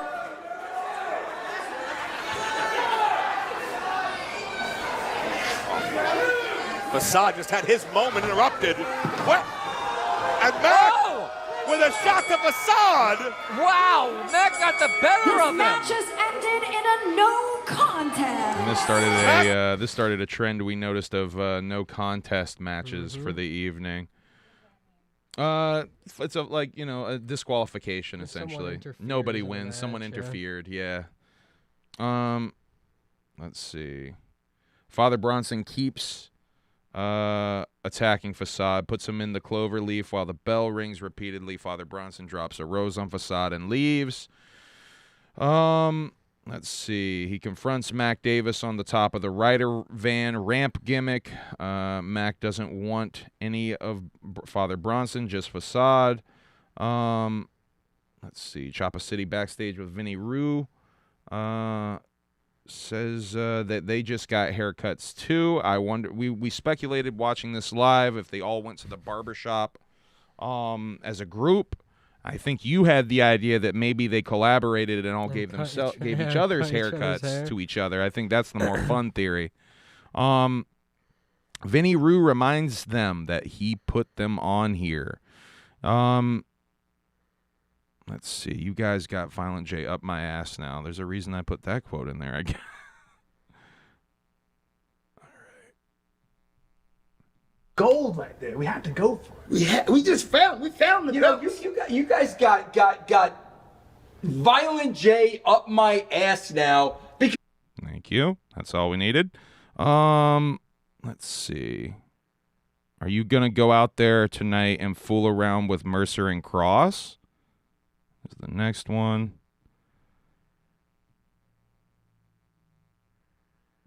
Very sus, this Vinny Rue. Mercer, you're going to go out there to Atiba. You're going to go out there tonight and fool around with Mercer and Cross? Very sus. Very sus for this Vince Russo. Psychopathic Vault commercial, everybody's favorite. Mac Davis backstage with Barnabas the Bizarre asking about the fiends known as the Outbreak, who are absent tonight because Barnabas didn't trust anybody. He doesn't know who the Pusher Man is. Says they're locked in his sex dungeon until next week. Let's see. Next is match 3, a tag team match. The Future Endeavors, Shane Mercer and Matt Cross versus Choppa City. Announcing, let's see. Yeah, the announced team, Joe and Mark, say that the Outbreak are going to rehab. Yes. Which I don't even know if that came through live because there was the botching still going on with the audio. I'm not even sure if that came through live. I definitely noticed it a lot more on the replay. Either way. Mercer, let's see. Oh, this is the spot. This is probably spot of the night. Mercer just got shoulder surgery and picks both these motherfuckers up like it's nothing. This is insane. Insane power from Shane Mercer. Just got shoulder surgery. It's really worth highlighting here. Watch one this. way to knock Wayans off his feet is to throw a T-Bar right into it. That's a good question. Maybe it was. Because Shane isn't on 80. Power! That insane, is bro. Crazy. That's just a deadlift right there. He paused. It's insane. Big holy shit, Shane. He wasn't there on 84 though. There's the whole storyline where he's not there. Or the Jay and Willie and Tony are standing over Shane Mercer because they beat him up. Yep. That's why he doesn't come out. But we'll get to that in a little bit. Mercer and Matt hit their finishers. Choppa City got future endeavored. Yep. And they were back the next week, so they're not done. So if you lose to the future endeavors, it doesn't necessarily mean that you're out of the fucking company, that you are future endeavored from the company, which that's what I was curious about with this gimmick. Mac Davis backstage with Jeeves. Now, this is where it gets weird. I don't think there was any clarification with the audio issues being fixed here, but there was definitely something weird with the whole Jeeves EC3 of it all, because Mac says EC3 took 3 bookings outside of JCW. Russo interrupts this segment, says that EC3 doesn't care about anyone but himself, and then calls Jeeves the Tiger King. Says Jeeves is going to wrestle in the main event in EC3's place. For such a big show, that seems like a strange decision. Yeah. I don't know what's up with that. They were marketing the show as having the Batman character in it the whole time, though. But so to me, I'm like, they knew they were doing that angle, but I don't know. What's up with the EC3 Was it going to be EC3 and Vince either way? Watching it at home, we were both under the impression, I feel like, that he no-showed the show. But now I'm feeling like they got word a little bit, like 2 days before or something. Even if not, Vince is still the Batman, so it's like, was he always going to be the Batman? Or was that a last-minute, like... Because either way, it would have been EC3 versus... Because Jeeves replaced EC3. He didn't replace Would it have been Batman. EC3 coming out to the Batman? Would that make any sense? No. Not really. Because he couldn't. EC3 could probably fucking fuck up Russo even with a bat. I don't know. It just feels like a lot of hype to have Vince being the Batman. I don't know. It feels like they're trying to build him into a heel, and he's going to do his WCW thing. Something felt weird about this. I'm still not quite sure what it was. Even watching the replay, maybe I'm just 100% being worked with this whole thing. But after this, Facade confronts Mac Davis, and they fight. Facade beats down Mac, leaves him in front of the King of Clubs bathroom. Disgusting. Cut to Violent J finding Tony and Willie beat up after this. Oh yeah, this is a very dramatic acting piece here that I have to share with you. After Violent J finds them beat up, he exclaims, Who? What? Vince! I'll be back! Just go ahead and nominate that man for Emmy? Oscar and Emmy? Both of them. Fuck it. THC too, while you're at it. THCA King commercial. Did you order that shit for real, or did you just look at it? What? The THC King no, weed? I haven't ordered it yet. We gotta actually do that. I thought about pulling the trigger, but Yabo, a.k.a. Joey Twitchin' 2 times, is angrily waiting for Vito to call him. Oh, yeah, I guess... Hold on, I guess I have a note that this is worth playing, I think.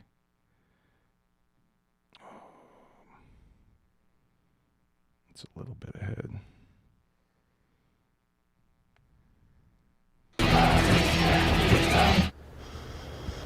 Vito, on your terms, on your time, Vito, call the damn phone. I'm waiting, Vito.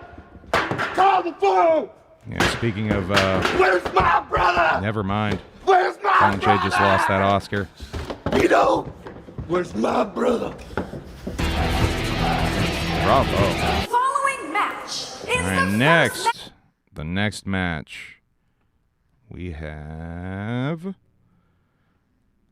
the first match in the 4 weeks of hell, the Soul Taker, or the Beep Taker, versus Caleb Connolly. Vince Russo is on commentary. He says it's true that Violent J is really a clown, bro. That's a real quote, by the way. Vince Russo upset about a surprise opponent, even though he just set up a match with a surprise opponent with Jeeves for the main event tonight. Joe Dombrowski actually calls him out on this a couple of times during commentary. Caleb takes a Caleb P's sitting down sign from a fan.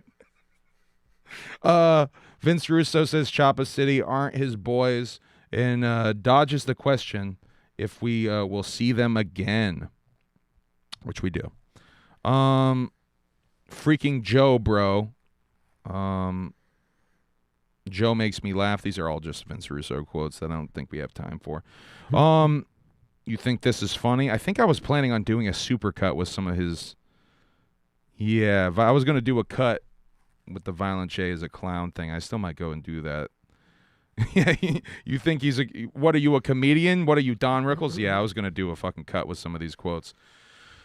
Russo goes to help after a choke slam. Violent J comes out to stop Vince Russo. There's a bit of a standoff kind of thing going on. Caleb hits the Soul Taker with his fucking shovel, and he gets the pin. Winner Caleb Connolly. Violent J and Vince Russo argue backstage.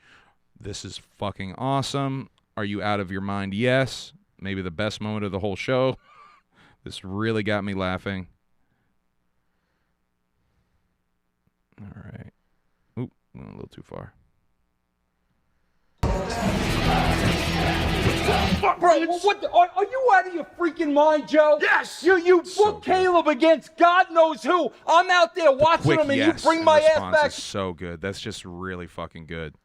God, that's good shit. Russo threatens to do something that they both will regret. Jay says, do it. The Mayday commercial plays. Joel Gertner comes out with a very long-winded promo. Who is his associate? Who will he manage? Refuses to give a hint, but then kind of does give a hint. I could tell you that 5 years ago on a brisk Wednesday winter night, this man broke out of the Matrix. 5 years ago on a brisk Wednesday winter night. This feels like a hint, though. That does feel like a hint to something specific, right? The Devil sold my man his soul for 50% off. I'm trying to think. There's a couple other ones on the show from last night, too, I'm going to play. He is coming and will get here soon, or when he says he gets here. Very long-winded promo, but, I understand Joel Gertner's ECW, fucking royalty, so... They're gonna give him the. I'm thinking it's like an ECW guy though. You would think maybe, right? Why have the ECW? You would think maybe he would be coming out. They almost insinuate. I felt like that it could be someone who's already there though. Yeah. So I'm not quite sure. Mac Davis with Broke Ass Briar Wellington and Freya the Slayer. Match 5 is a best of 3 series. They do something interesting with this on the next episode. Winner of the best of 3 matches gets a JCW contract. The Arctic Amazon Freya the Slayer with Broke Ass Briar Wellington come out. Freya is from Alaska. They bill her as being 6'9". Don't think she's really that tall, but she's definitely bigger. Got a great look versus the quintessential diva, Giselle Shaw, who has just a plain look. Yeah. Literally like. Just like her, even in her title, the quintessential diva. It's like the mediocre diva, the middle of the road diva. Not trying to shit on her at all. She's perfectly fine wrestler, but I felt like Freya had a better look. We'll get into that in the next episode here in a second. Freya screams the whole fucking match like a maniac. Giselle does get a pin, so she wins the first of the 3 matches. Or will there be 3 matches? Vito and the Brothers of Funstruction package, leading up to Big Vito and Luciano Enterprises. Vincenzo, how do you fucking say that? Vincenzo? Is that how you say that shit?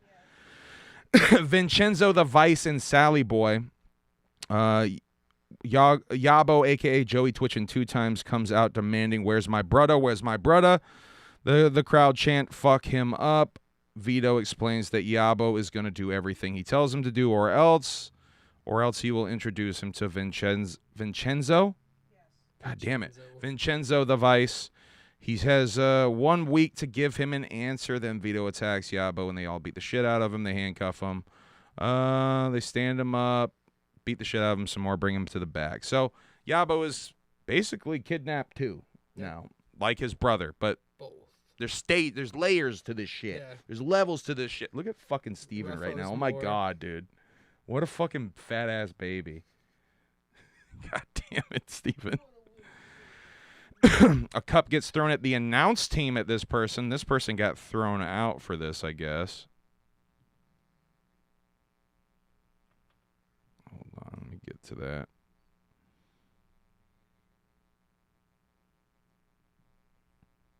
They're going up the ramp. A cup gets thrown. This is sick. This mob mentality is disgusting. And there's not a thing we can do about it. It's Mark and Joe. Assholes! All right.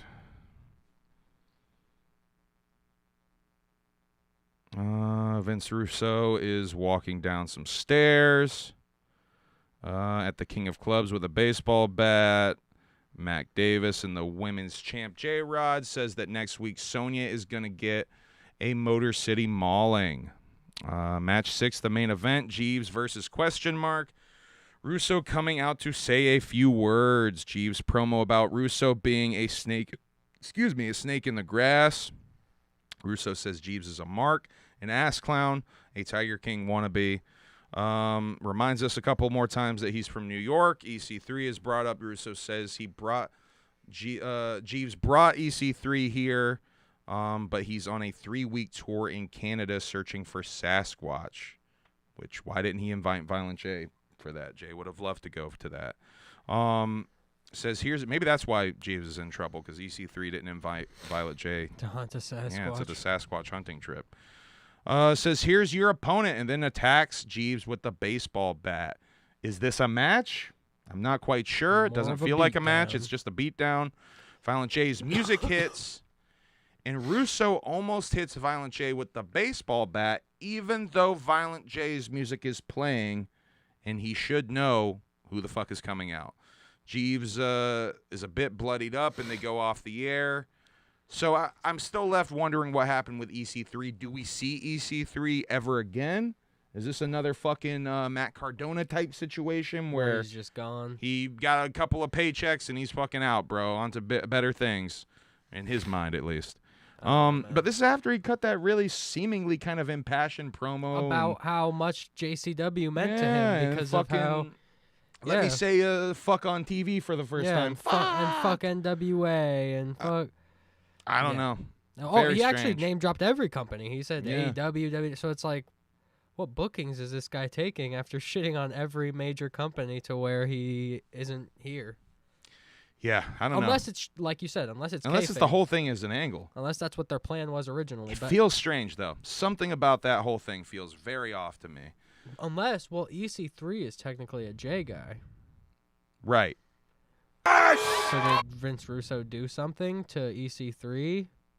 To fuck Jay up? To fuck Jay over and then come out and just beat the shit out of Jeeves with a baseball bat? The old Russo 40 fucking chess. Yeah. He's playing Cody Rhodes chess, huh?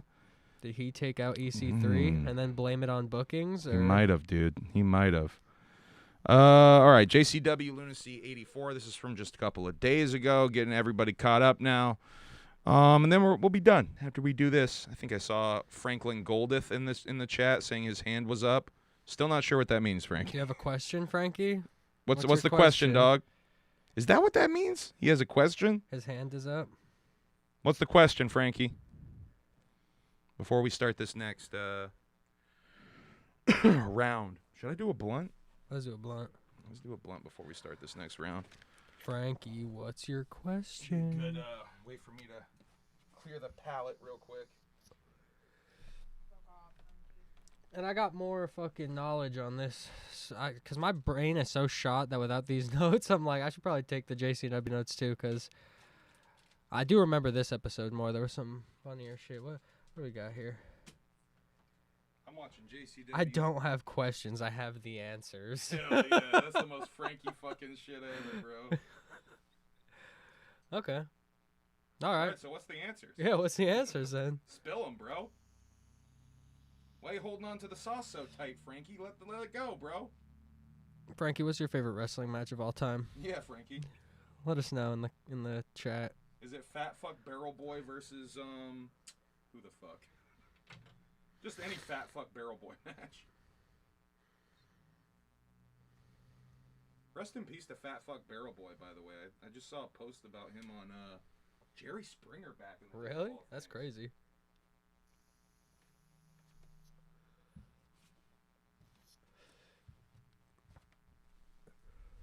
Oh, I'm back. Everyone calm down. JCW needs to use Selena for a JCW ring entrance. Manny would love that. Which Selena song? There's not enough. No, he's talking about the fucking Gloom unit, Selena. Oh.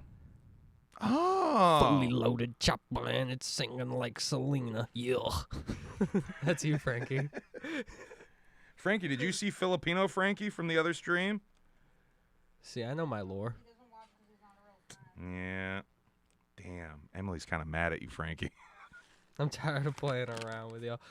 Frankie, they won't use Selena because it's not an AI song. Selena. Oh, shit. Oh. She's correcting the Selena I'm over not here. culturally. Selena. Was that better? Yeah. I didn't say anything greasy. Need to bring Greasy back into the fucking lexicon. Greasy. Man. Greasy was good. When I was watching Helly Trailer Park Boys, I would call stuff greasy a lot. Greasy. Yeah, I'm going to try to bring Greasy back. That's a good one.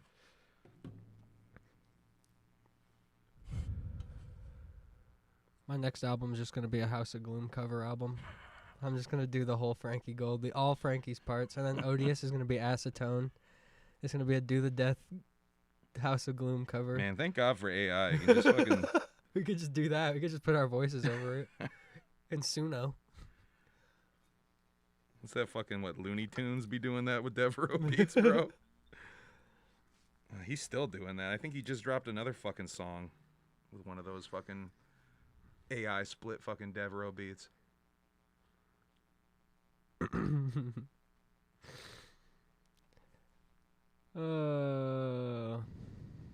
So, yeah. Yeah, I tell ya. Oh, we bought GCW tickets while you were in the other room. We will be in the front row in Manchester. Front row. Manchester, New Hampshire, July 12th. Me, you, Ari, Humble. It's July, not June? July 12th. July, okay. Me, you, Ari, Humble. First row. Front row, baby.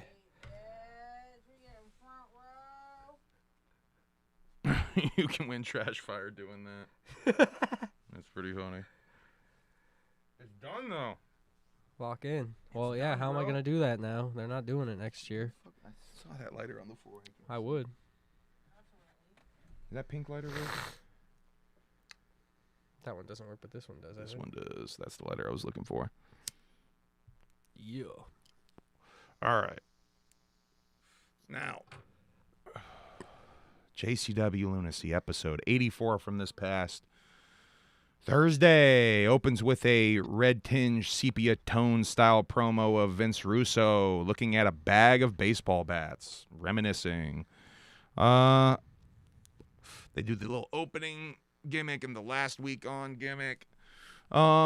Backstage with Vito and Russo wrapping up the tail end of a conversation. We haven't seen much of Russo and Vito colluding.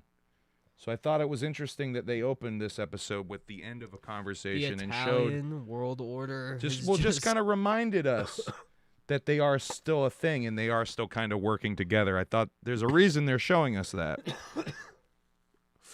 Because largely it's separate storylines now. There's what Vito's doing over here with the Brothers of Funstruction and then all the fuckfest that, the various things that Russo is doing.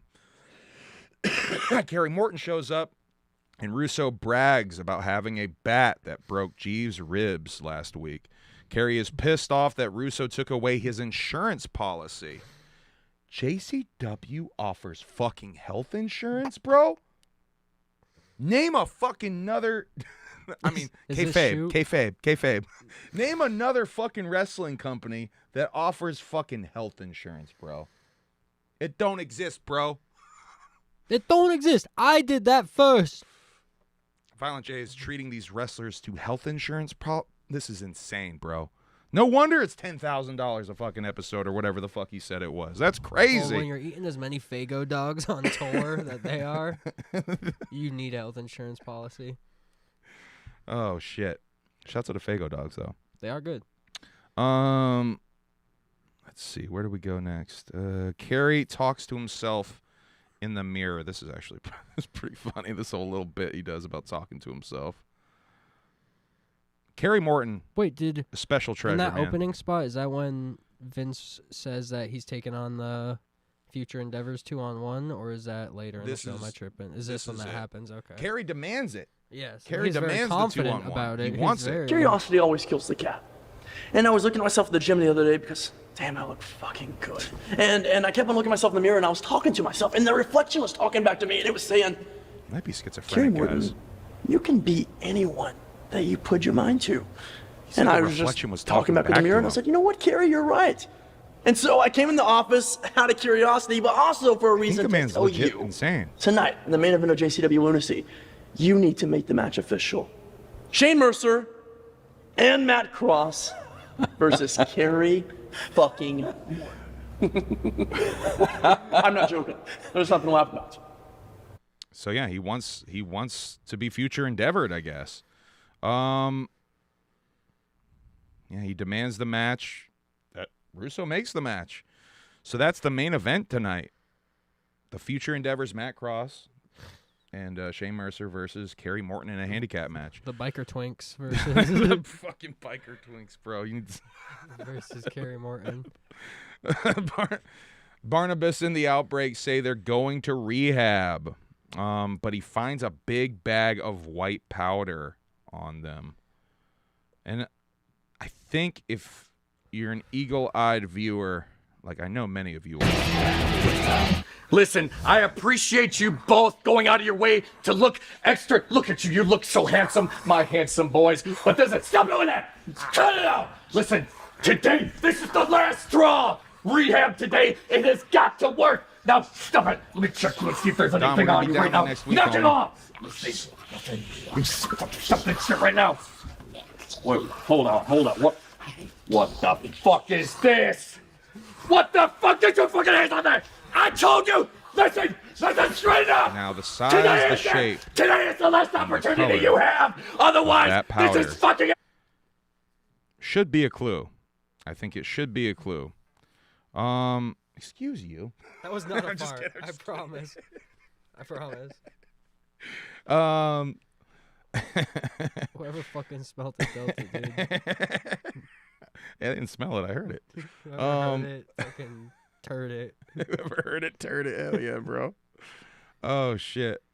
All right, and the announcers, Joe and Mark, tell us about some matches tonight. Kerry and the Future Endeavors is indeed happening. Caleb Conley's second match of 4 mystery opponents gimmick is happening. Sophia Rose versus J-Rod is happening. They play a video package detailing Sophia Rose's return a little bit, kind of explaining it a little bit more, which I think was a smart move. Sophia Rose and J-Rod brawl behind what is clearly the King of Clubs alleyway gimmick. Complex gimmick. It's worth showing you this because there's some J-Rod, there she is. antics here in this brawl. Like a bat out of hell. Catches Sophia Rose easily.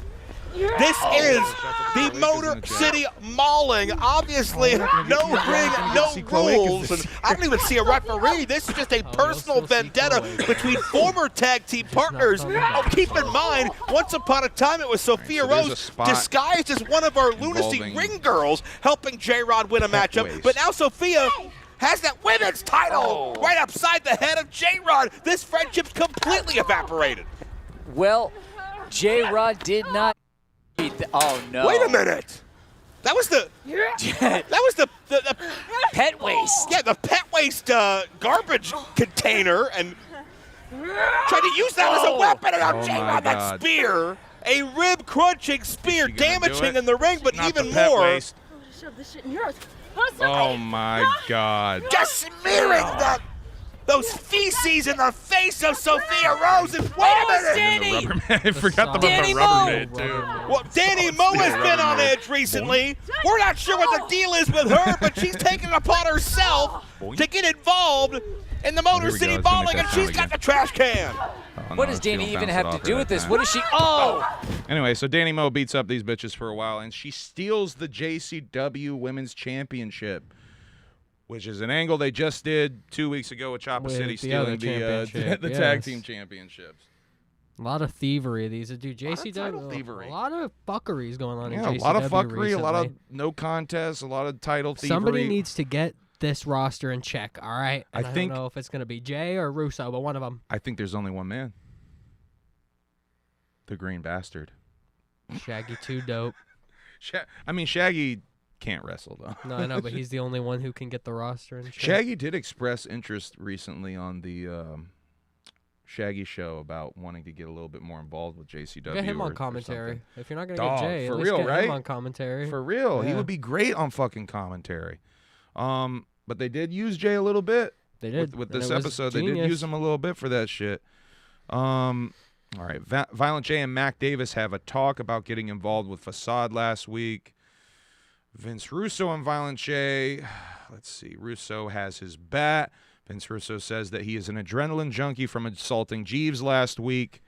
And Vince Russo continues his extended, I mean, it's been a fucking while now of him gaslighting Violent J. Let's see. It's got to go right there. I think that's about where the gaslighting starts. Tony Willie Matt! Joe, I told you last week, they had nothing to do with it. I had nothing to do with it. And the one thing I despise, Joe, is being called a liar. Well, I'm telling you the truth when I tell you this.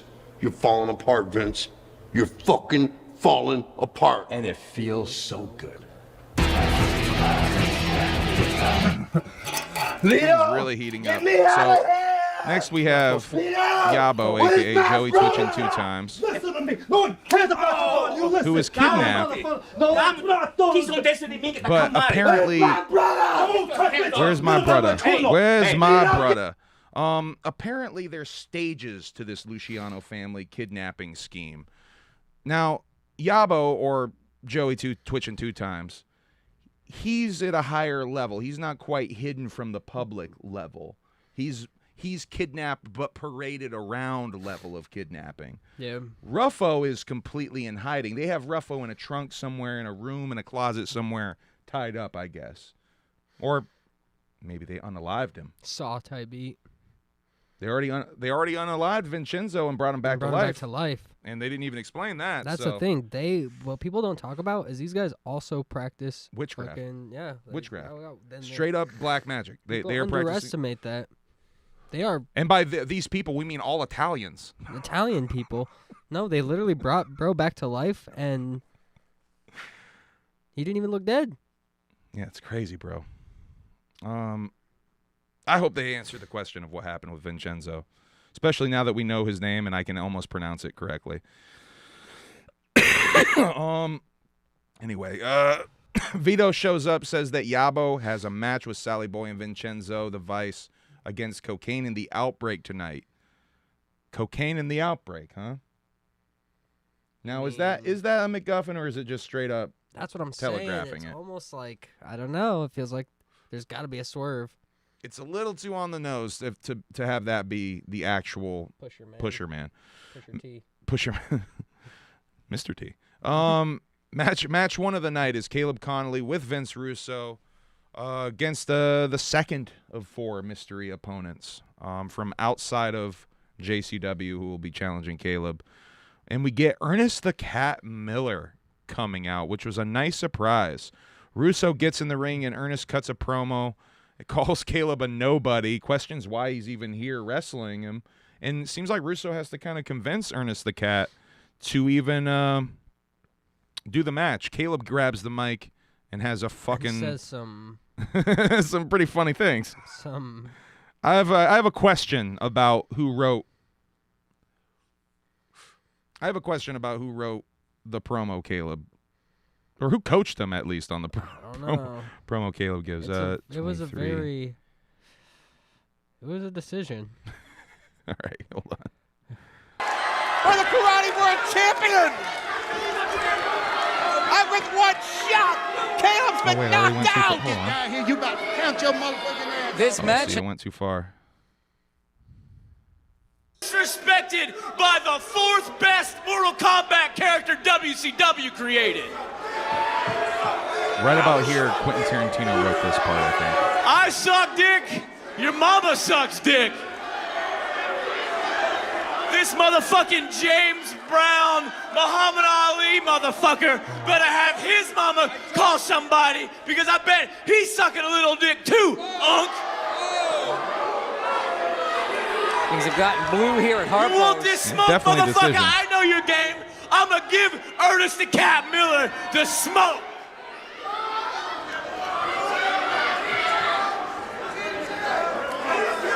We ain't gonna do it. Hey, play it. Somebody call his mama.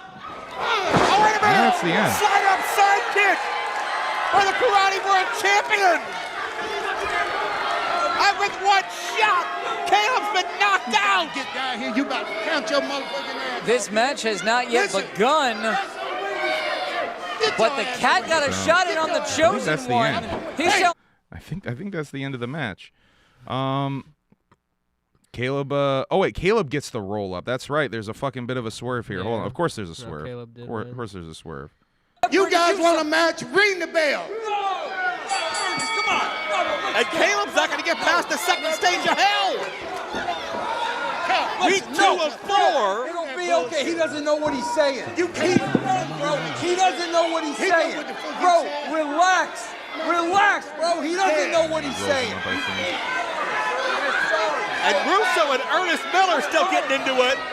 This friendship is long gone. Wait a minute, Caleb, a roll up. Caleb just rolled up. Caleb just pinned Ernest the Cat Miller. Here is your winner, Caleb Conley. Russo said, I told you, Caleb. I know what you mean. And by hook or by crook, Caleb survives the second mystery partner in a row. Looking motherfucker. So tell me, Unk. Who wrote that for Caleb? Anyway, yeah, the cat super kicks the ref after this. Mac Davis and Danny Moe. She says possession is 9/10 of the law as far as her stealing the title. And there's a list on her arm, which, by the way, I think you're right. I think that is a permanent tattoo with 3 spots that she can fill in with whatever she wants. I do think you're right. I think that is a permanent tattoo. Which is very the stuff she wrote in, though, is with marker. Hold on. The list is 2650. You just made the list. Oh, he didn't do that on the...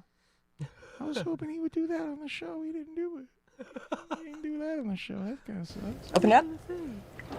All right, so already gain confidence back. I checked that off. Okay. I need you to check the second one off.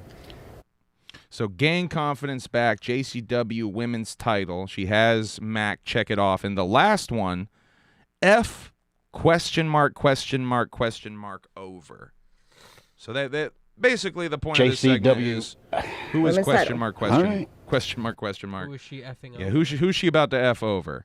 Commercials for the let's see, the after show and Talking Shop, the Outbreak in Rehab. Kind of gives old WWE / comedy this was segments. My favorite segment of the night. This is my favorite segment of the night. I hope they do more. Rehab. Yeah, you know what? We should just play that because it's fun. It's a funny little segment. They're not that long either.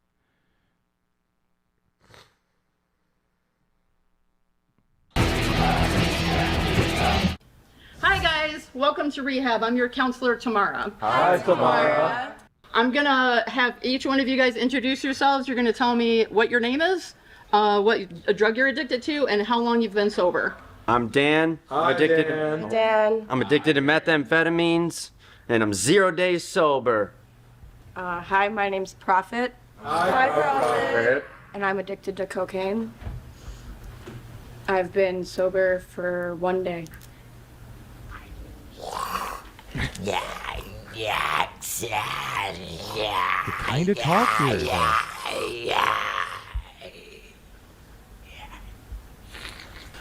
Try not to laugh. Try not to laugh. Is that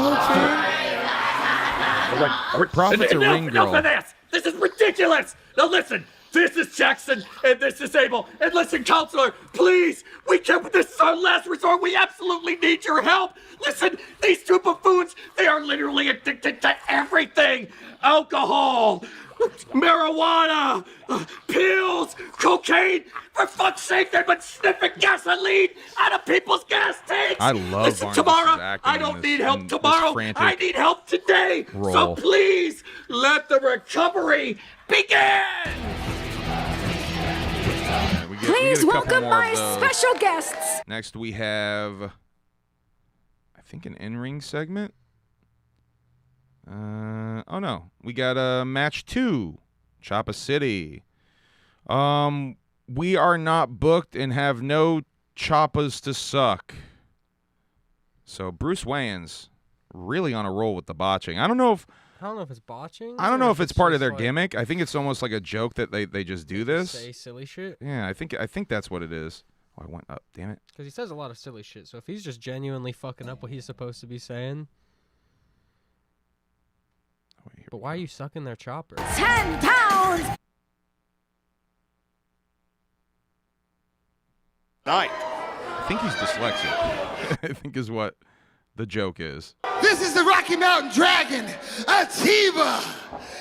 This is the final boss, Bruce Wayans, and we are Choppa City, baby! Now we came here to chop suckers tonight, and we are not booked and don't have no choppers to suck. Unchopping believable. Unchopping believable, Atiba. So I think the joke is he's dyslexic a little bit. I don't know. I'm fucking with it either way. If shoot or fucking kayfabe, I'm fucking with it. Let's see. Oh, I keep going too far. Next, we have the Backseat Boys coming out to answer the challenge. The returning Tommy and JP Grayson. Shouts out to the boys. Those are the homies. Backseats hit the T. A really good match, by the way, but the finishes, Backseats hit the T gimmick, and JP gets the pin. And Tommy cuts a very heelish promo after winning the match. By the way, long match. I think we got longer matches on this JCW show than a lot of JCW shows, honestly. Yeah, but this was a cool promo from Tommy, so I think this is worth playing. Back, I would say, better than we've seen in a long time. Cut the music.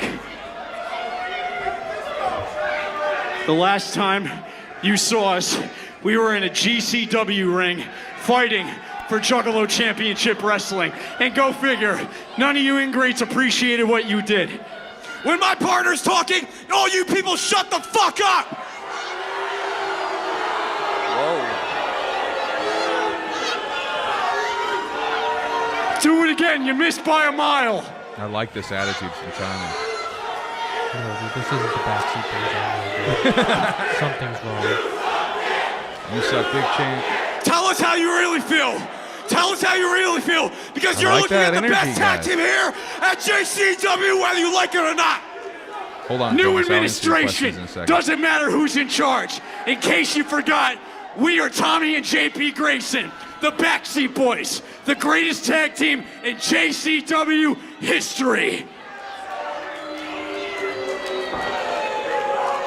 You don't like that, huh? Well, you know what? You're gonna find out. JCW, get ready. The best tag team is back. Backseat's back. All right. James and Bob in the background during this too. From the They're on JCW the second faithful row here tonight, Joe. The Backseats have always been outspoken, always right, be the left-hand controversial. side. They may not necessarily be the cup of tea of some of the JCW fans, but they're a damn good tag team, and it looks Dope and energy. feels like, Mark Good Roberts, to see the Backseat Boys back in JCW. Jonas, who I think got gifted a membership from Daddy-O. He was right? the one doxing himself. Yeah, That's Jonas is the one. Yes. Jonas said, gotta be honest here. Seeing a lot of your members only have been pretty much lit. M did an amazing job on that cake with the gold flakes on it. That was for Mikey's wedding, right? I think that must be talking about Juggalo Ohio 3 vlog. And that airbrush shirt was sick. Wow, that's the Virginia Beach vlog, right? I haven't thought about that vlog in a minute. Damn. I guess the right person got gifted a membership. Yeah, he actually went and watched all the deep cuts and shit. Shouts out to Jonas. Then Jonas asked, "Why don't you do music anymore?" I do music. I was recording today. I have 2 albums produced completely by Devereaux that are basically in stages of being finished. I'm just trying to figure out how to drop them right now, and the best way to drop them, and trying to make sure they sound the best they can possibly sound, essentially. But yeah, I have music I'm about to drop. I still make music. I was recording today. Yeah. Quality over quantity in these parts. I used to drop a lot of music that I didn't like. I didn't probably quality control as much as I should have. I would just make something and like collect it and then drop it as quick as possible. I actually set up. That's why I was doing those holiday gimmicks, is to I have to let you force know, myself to have deadlines. Based off of the inside scoop that I have, the shit he's got coming is some of the best shit you've heard. I'm probably a couple of these songs are. There's one song in particular that will be dropping on A Gift and a Curse. I don't even know if I've said that on here, but there's a song called Melancholy Mark that I wrote that is probably probably my proudest writing I've ever done on a song. I'm very proud of the writing I did on that song. Also Parasocial, which is already released. I'm really proud of the writing I did on that song too. But yeah, stuff is coming. High Strangeness should be first, which is the more fun record. All the songs that are more fun and about like letting go of being serious and like just trying to have fun with life are on that record. And then A Gift and a Curse is all the sort of dark songs, all the kind of the not so fun songs are on A Gift and a Curse. Because I realized at a certain point I was making 2 different records, so I kind of had to take a second and figure out how to split up these records. Because there's almost 2 different messages in a way on these records. Anyway, I'm over explaining shit. I need to finish this. It's good. It's lore. Do you remember riding that stand-up bike? And M was on it, as you stated. Yeah, baby, this is how we gonna get views. Was hilarious as well. What was that? Were you on a bike? Stand-up bike? Do you I remember feel like that? I slightly. Damn, this dude's bringing back What vlog memories. was that in? Do you remember that? My memory's trash, Jonas. Do you remember riding that stand-up bike and M was on it, as you stated, "Yeah, baby, this is how we gonna get views." Were her titties shaking or something? That sounds like something I would say if her titties were shaking in the shot. Stand-up bike. That's in the vlog somewhere, man. I feel like I remember it too, like vaguely from one of your videos. Oh man, you're just jogged a memory. I don't even know which one that is. Yeah, but yeah, join the Alienated today. For $3 a month, you get access to like over 50 videos, 75 videos, some shit. Some blonde girl was on it first, and then you did it and was on third. Oh, wait. Was it the fucking Lost Lands thing when they got fucking... Oh, man. Bike.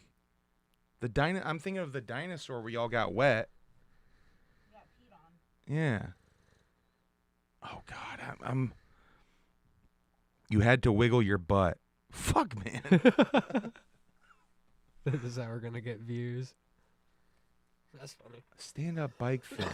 Oh, was that in Tucson? Is that the Tucson vlog with Carissa? No, because Carissa had her hair dyed. Oh, man, that's going to bug me. That's going to bug the shit out of me, Jonas. All right. Cocaine. backstage. We're gonna continue the show now. If you remember which vlog it is, definitely let me know, Jonas. I'm so curious now. That's driving me crazy. Cocaine follows a trail of cocaine to find the ring rat's ass set up like a trap around the corner. It's a butt trap. And Stephen Flo attacks, but Cocaine gets the best of Stephen Flo and leaves Ring Rat groveling over him on the ground, apologizing. Offers to make it better once again with her mouth. Steven says she is off the VIP list because she was supposed to deliver something this week. She did not deliver. She's off the VIP list. So Ring Rat, Stephen Flo, maybe not a thing anymore. He's getting tired of her. Seems like they might not be a thing. But yeah, keep going. Anyway, JCW watch along party commercial and a GCW commercial, which is they've done GCW commercials before. They've had a working relationship back and forth, but it's been a minute since they've had one on there. Could that mean they're working some more in the future? I don't know. Got me questioning it though. I'll be right back. I'll get that for you. Thank you, Jonas. Now Jonas is Jonas is on the Noah fucking El Juggalo type shit right now. Except they do the wrestling. He does your own. Yeah, he does your own fucking memories. Your own shit. You fucking. He does your memories. You fucking dum dum. You can't even remember your own shit. Let's see. Outbreak in Rehab Part 2. Okay, here we go. The ending to this is so funny, bro. I forgot how funny the ending was. Thank you, everybody, for coming to rehab today. No! Yeah. You give me that shit! No! Get the fuck out of the way! No! Yeah. Oh my God, no! No, get back! No! Get back! No! Oh my God! I feel like they cut something out. There's like a big jump cut there, and thank you! She clearly has samples of like different kinds of drugs that they're taking. Come on now! We gotta get out of here! You fucking slum sons of bitches! Open the God damn it! Fucking door won't open! Shit! I wonder if that was planned. I don't think it was. I love it though. Fucking door won't open. Shit. That's one of my favorite parts of the whole show. I love that. Let's see. Yeah, definitely not, right, Noah? They definitely weren't supposed to be locked there. But he kept it rolling. He kept it rolling. The doors won't open. Shit. Let's see. Oh, fuck. I went way too far. Oh, my God, I went way too far. Mac Davis. Cut to Mac Davis in the women's bathroom with Big Al. Big Al questioning why the fuck Mac Davis is in the women's bathroom, understandably. Ring Rat. You hear moaning from a bathroom stall, and the Ring Rat's in there masturbating. Well, you also see a flannel hanging over the... Yeah, like she's... So that's why I thought, like... I thought at first it was going to be they were fucking, but... That's a good question. That might have been unless it's just her flannel. Because she was coming out with it tied around her waist, like being on some Stephen Flo swag. So I think it might have been her flannel. But I at first thought that they were fucking in there. Let's see. But yeah, Big Al is mad that stay masturbated and she's caffeinated. Yeah, thank you for remembering that line. You gotta stay masturbated and caffeinated. She said. Big Al is let's see. Ring Rat, though, sprays Al with perfume and rams her head very gingerly into the bathroom door wall gimmick. Match 3, Sally Boy, Vincenzo, and Yabo, a.k.a. Joey Twitchin 2 times, with Big Vito come out. Vito is still somehow botching his line about wiping that clown makeup off your face. 53. I don't know how he's still botching this line, by the way. Like we always do. Wipe that shit off, you faces, you pieces of shit. Wipe that shit off, you faces, you pieces of shit. Let's see. So the next match, or no, we're in the match. Versus the Outbreak and Cocaine. So it's a 3 versus 3 trios match type B. Once again. Outbreak, Cocaine. Could it be that obvious? Could it be that simple? I Barnabas. It's cocaine. If it's cocaine, flip it on the pack. Barnabas comes out. Right up and prepare to be shocked and amazed. Because guess what, Detroit, Michigan? Surprise, surprise, rehab didn't fucking work. But you know what? It's not my fault. It's not any of your fault. Rehab didn't fucking work is really funny. Once again, great acting from Barnabas. He's really this frantic, mad version of Barnabas is trying to get the zombies off drugs. It's been great. Him lose his mind. I really like this. Let's see. Barnabas warns the dealer that when he finds him, he will make their life a living hell. Hell. Cocaine. They're almost alluding to it a little bit, are they? His life's already a living hell. I noticed, and I have to ask, opening for Ouija Mac in Virginia Beach. Oh, so it must have been walking the boardwalk or something, or fucking around in the gym. He says it's the opening for Ouija Mac in Virginia Beach vlog. Emily's going to go try to find that clip now. Thank you, Jonas. I appreciate you, dog. They mentioned it on the after show. Oh, this was what I was going to ask you guys. Cocaine, I noticed, has the sample. Oh, it's the thing. It's Tori's little fucking spinny thing that we were doing. Oh, my God. That's right. The little bike gimmick. Oh, now it makes so much sense, Jonas. Oh, my God. Thank you. Thank you for he dropped all the special emojis in the chat. Thank you, Jonas. I appreciate that. See how much fun it is being a member of the Alienated? Keep cutting stupid promos. Cocaine has the Rick James sample from Chappelle's show. Cocaine is a hell of a drug. Before his theme starts. Has that always been there and I'm just noticing that? That's a good question. I noticed it on this episode and I'm like, fuck, has that been there the whole time and I've never noticed it? It wasn't. I feel like it's a new addition, right? I feel like it's definitely a new addition. But it's like it's like a drop, like a very stone cold glass break type of drop to let you know. It's shit, cocaine. I've never noticed it. It must be new then, right? Is it a new edition of this? I'm gonna have to go back to one of Cocaine's more recent appearances and see if it's there because I just noticed it on this episode and I swear I don't think it was there before. Cocaine immediately goes for his stash after the match starts and the bell rings. The bag looks really familiar, almost like ones we've seen before this evening. Is that because Cocaine is the pusher? Right with the bag or already. It's the same production doing all of this stuff. Look at Barnabas. He is very unhappy with the situation. But Cocaine needs this to get energy. That's how he powers himself up. It's like spinach to Popeye. Jackson. But boy, that looks like the same trying to tell him no. Just say no. But I'm deep in kayfabe. Now, I don't think that Sally is going to accept Sally this. very rudely. Just very Sally bad. might transport it and collect the party foul. Bad party manners. Let's see. Joey 2 times knocks out Sally Boy in the Outbreak get the pin. Winners Outbreak and Cocaine. They handcuff Yabo or Joey twitching 2 times. And yeah, they don't show him bringing him to the back, but one must assume he's still in a stage of kidnapping. Post-show commercial, Shaggy show commercial. The Green Phantom calling Violent J with shades of Stan. And they show him in Japan photograph. On Vince Russo's The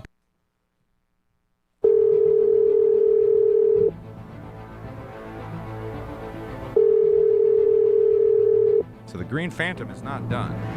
You must assume if they're showing this promo.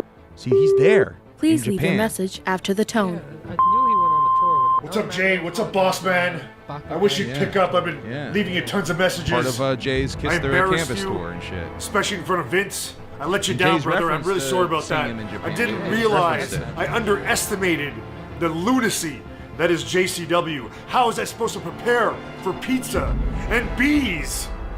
With facade, well, that's on me. I was naive. I believed his disingenuous words backstage. It caught me off guard.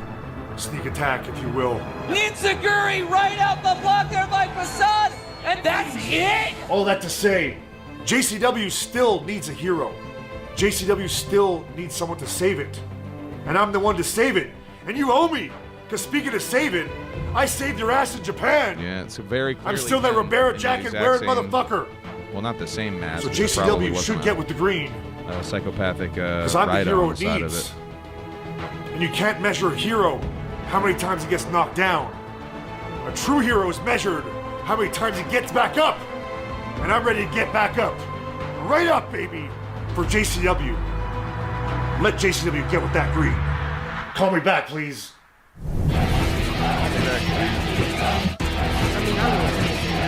The following contest is the Even if second they don't, in they just keep this running. This is entertaining. This is entertaining Yeah, enough but- to keep it.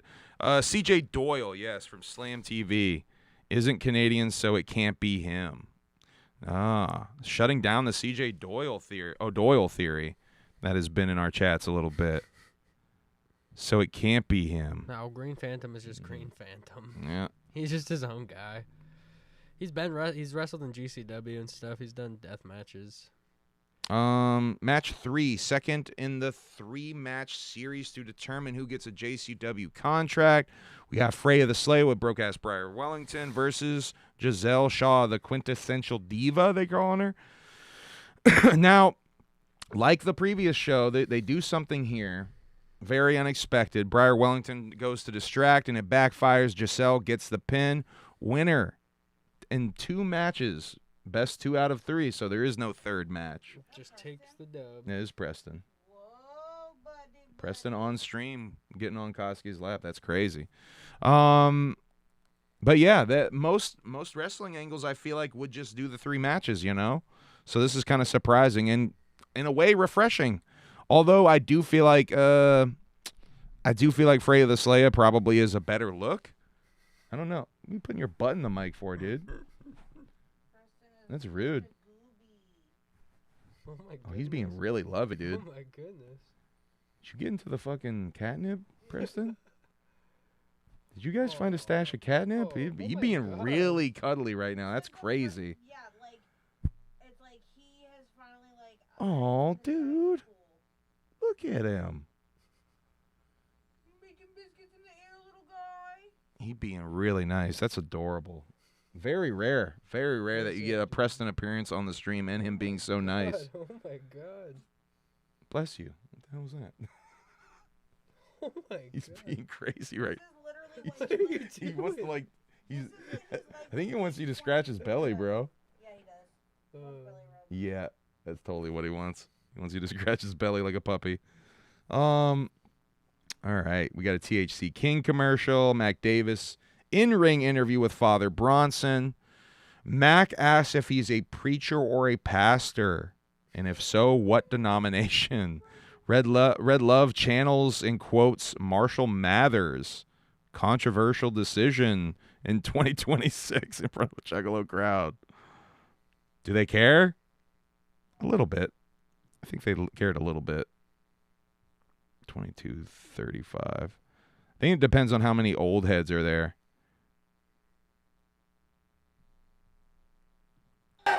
So you want to know who I am? Well, if I can quote a local, filthy, mediocre Detroit legend by the name of Marshall Mathers, I am whatever you say I am, boy. I am whatever these people say I am. It's up to interpretation. But let me tell you what I'm not.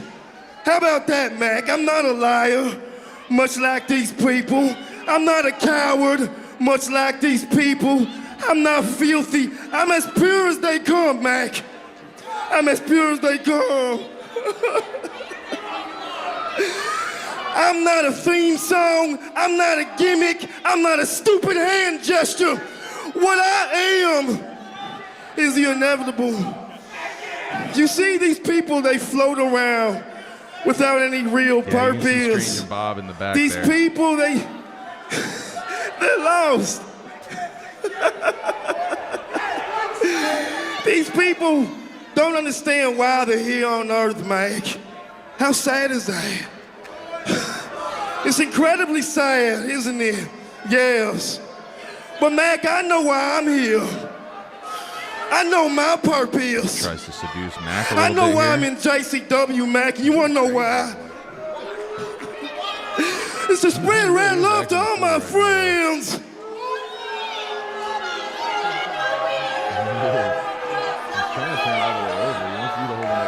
Boy, you ask the tough questions, don't you? Kasuke, You know, you going to Mike, the I gathering? look at you, I Someone can said in the size chat. you up. I know everything there is to know about you, boy. Probably not. You were bullied as a kid. Daddy didn't love you enough. I mean, I'm still hesitant to I'll say. be your daddy now. You know, we're not going. How about that? It's not looking good. I'll be your father. I'll be your father. I'll be I'll your be daddy. everything Daddy wasn't. I'll be the reason why the bullies don't bully you anymore. You see what Facade did to you? He had no respect for you. I think it low-key I can is working. change that in a heartbeat. Just like that, boy. Just like that. Johnson's trying to recruit Mac Davis to join whatever. Rejoice, for Red Love is here in Detroit, Michigan. Yeah, there's for real. There's something I found out about the gathering. Someone that was booked for the gathering. Well, I didn't even find it out. I already knew it, but I saw a gathering announcement that we're gonna have to talk about, and I don't even know how to broach the subject. I think I'm gonna do a Twitch stream to talk about this, and we'll call it Juggalo True Crime Part 2, I guess. I thought I already did Juggalo True Crime Part 2, but I guess we're going to have to do Juggalo True Crime Part 2, and I think that's the only way to objectively frame this where I will minimize the heat that will blow back on me from talking about this. I've been emailing Jumpsteady telling him to book you. Kasuke? That's dope. I'm assuming that's the same person. ES23546 says, I've been emailing Jumpsteady telling him to book you. Well, I'm hey. assuming it means you. Listen, I'll tell you this much. If they book me to play something, I'll probably do it. And that's where I'm at too, man. If they book me to play something, I'll probably do it. Me. Thank you. Well, thank you, ES. I'm of the here's where I'm at.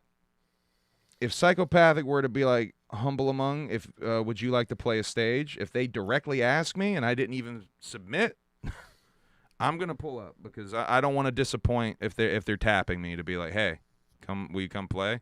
I'm not gonna disappoint, but I didn't submit, so I doubt I'm gonna hear anything back. You know what I mean? They're not gonna go out of their way to be like, Humble Among, will you please play? But maybe they will. Never say never type beat.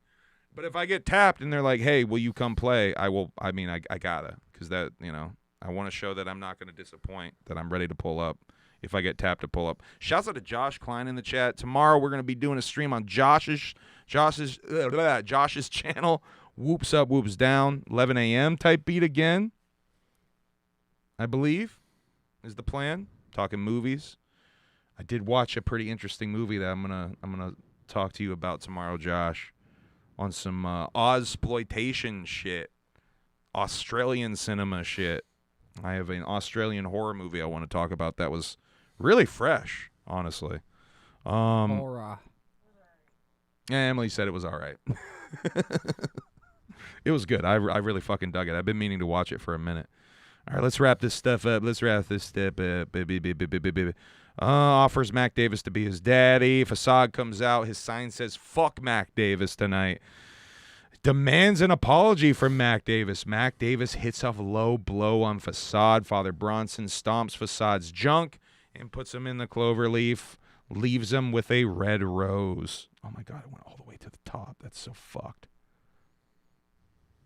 How the fuck did it do that? Oh, my God.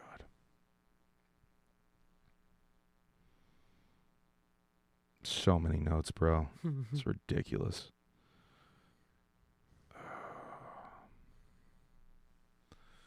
Okay. Matt Cross is looking for Shane Mercer backstage. Excuse me. Kerry Morton about to go out to the ring. Violent J and Tony and Willie Mack have Shane Mercer on the ground. It seems that they have beaten the shit out of him. Excuse you. Deep Cut podcast commercial. Match for the main event. Violent J gets on commentary. We get a good 20 minutes-ish of Violent J on commentary this episode. Fucking always a pleasure. I don't know if they saw us talking about that or if that was a independent decision, but do more. It's fucking awesome. Violent J is one of the best commentators in the game, hands down. Kerry Morton versus Matt Cross. Just Matt Cross, because Shane has been taken out. Is that kayfabe because of the shoulder? I don't know. Or he really got to. It seems like it is. Seems like that would be a good surgery excuse. Time. Yeah, it's surgery time. Let's take him out. When the tapings hit. Matt Cross shoves Jeff the ref. You never shove Jeff the ref, bro. Jay says Kerry is one of his favorite performers in JCW on commentary. Same, bro. Kerry, Kerry's fun to make fun of, but Kerry is a fucking talent. That guy's going to be a superstar. As Matt goes for the shooting star press, Tony and Willie Mack come out and attack Matt Cross. It becomes clear that this was the plan all along. Tony and Willie hold Matt while Violent J gets some get back in. This is worth playing. I mean, I want to just, play Violent J's whole commentary, honestly, but I can't fucking do that. We'll be here forever. Go watch the watch along. Oh yeah, go watch the watch along. See the commentary. Here with we our go. live reaction. A gift from the Duke. Oh, is this the gift? The Duke promised a gift. Oh, face to face. Matt Cross sold Violent J down the river, betrayed him, responsible for Jay losing his company. And Violent J, finally, after all these months of Matt Harpo's Cross in Detroit show. gets his comeuppance.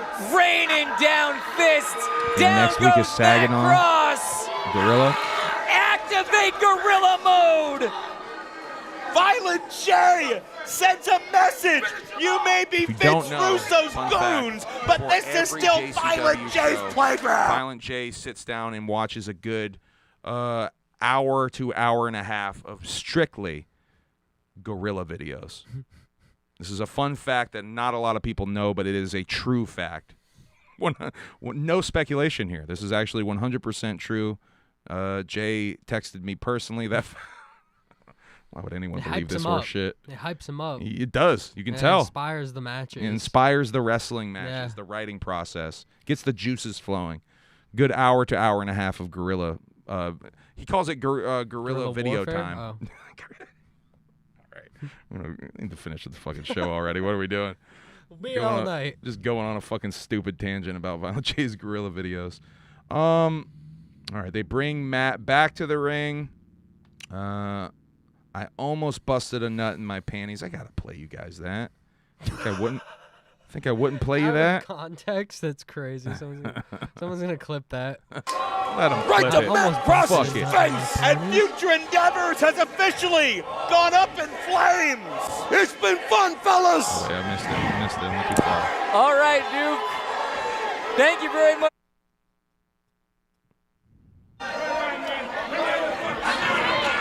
And back to the ring we go.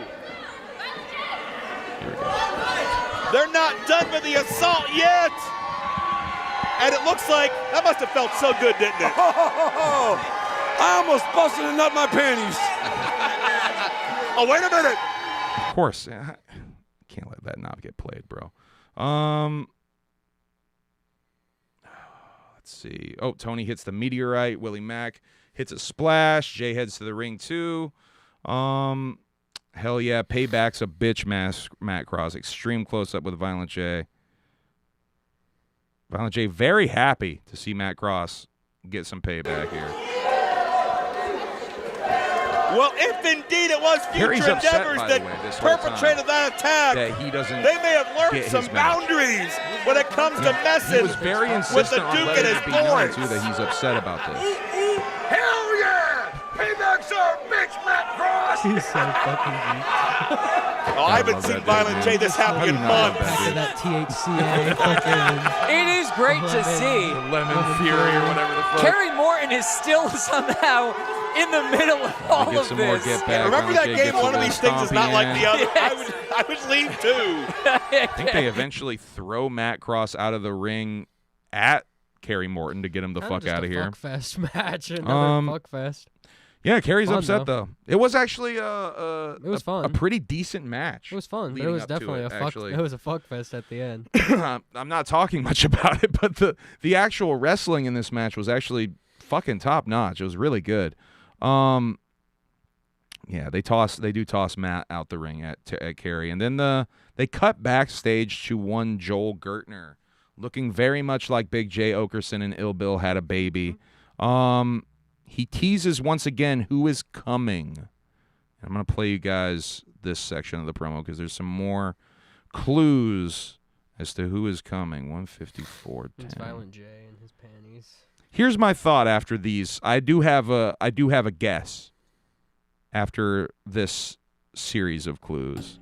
I don't know if it makes sense, but I think I have a reason why I think it makes sense. Now, truly enough about me, because I'm not the only one around here who's coming. The man is coming. The one who's coming. And you get no clues. You have to watch. And you have to wait. Says I no could clues, tell but you then he gives you clues. Here. that the weather uses him as a weapon. I could tell you he once got busy in a Burger King bathroom at McDonald's, I said. I could tell you he once played in the Summer Olympics for Narnia. I think he's just saying And none nonsense, of it but I'm not sure. matters until you feast your eyes on the one who's coming. Maybe I'm looking into it too much, but he's saying And coming. he is coming. That's why my guess is 1, Val Venus. No, dude, Because also those comments about the Matrix. I'm gonna tell you right now. Because of his insane COVID era posting. Bro, if Val Venus and comes his to QAnon JCW, shit. I can't, bro. Please don't hire Val Venus. I think it might be Val, bro. Please don't hire Val Venus. Please. Please. I mean, Please don't hire Val Venus. is Daddy-O in the chat? I don't know. That Made by the Grave is definitely posting like Daddy-O. Bro, please cool with don't Daddy-O. hire Val Venus. I think it might be Val Venus. If y'all don't know, Val Venus kind of fell down even before QAnon was a thing. I think he was red-pilled, I guess you could say. He's very conservative.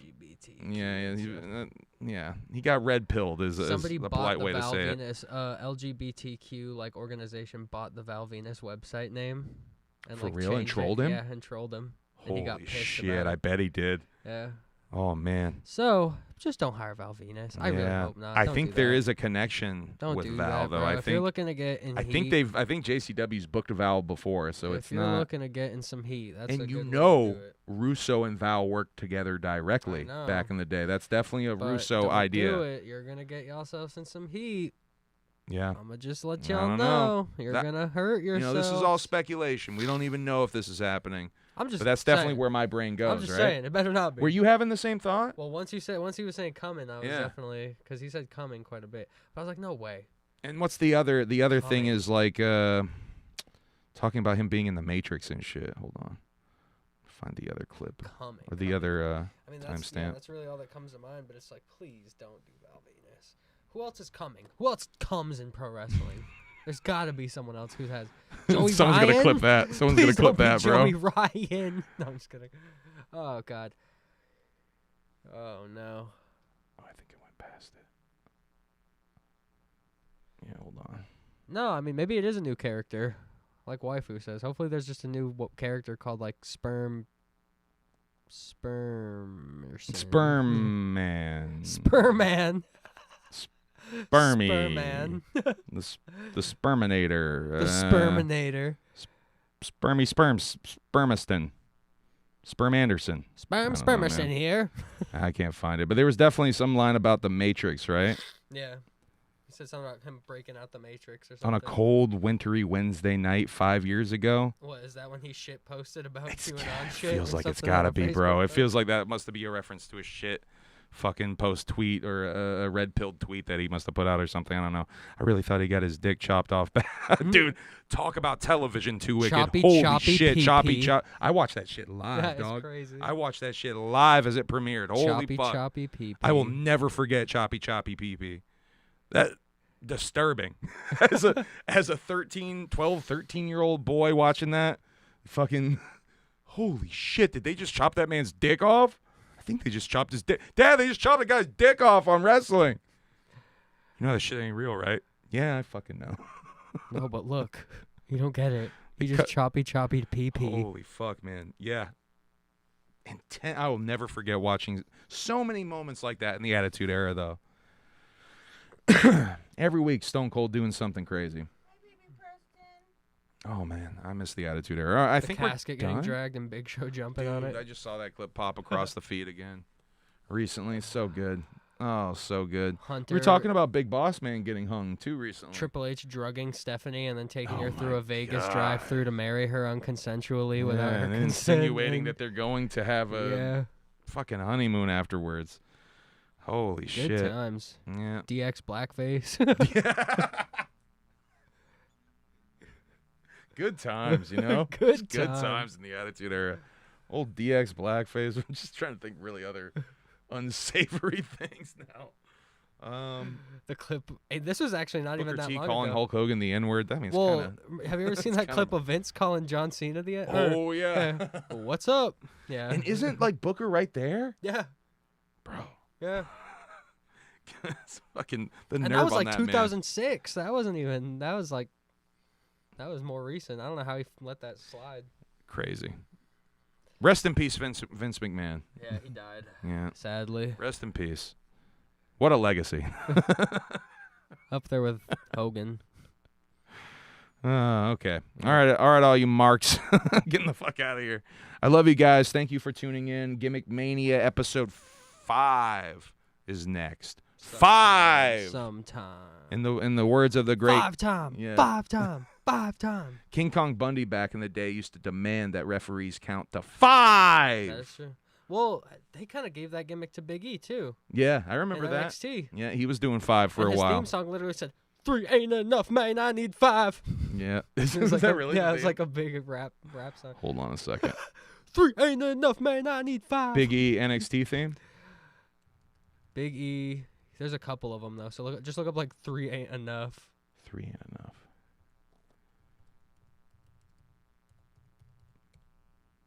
Yeah. 3 ain't. I don't know how. I mean, obviously. They said it was impossible to have local hospitals, access not to a a sponsor. world-class health system. Medical system? Not a sponsor. Tune in next week to see 3 ain't enough, man. I need 5. No, I'm playing it right now. Fuck that. No, I just mean episode 5 of Gimmickmania. You were going to call it that? Run that back one more time. You gotta run it? I was talking.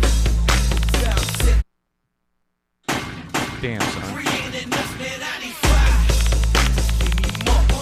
All right, y'all.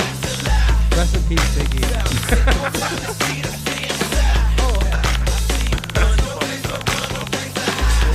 I had my notes. I was gonna say rest in peace to that luchador. Oh, yeah, Tempo. We didn't even talk about that. We talked about it before we went live. I'm not too familiar with Tempo, but How did he die? Run by a vehicle. Rest in peace.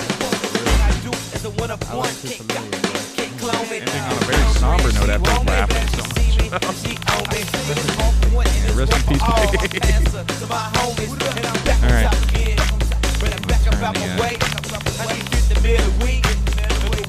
Dude, you didn't listen to this song though, compared to like what you got now.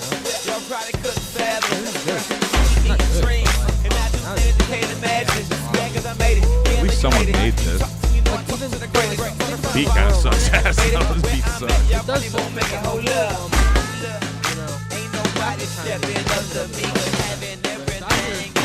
Damn well, I know who's coming out.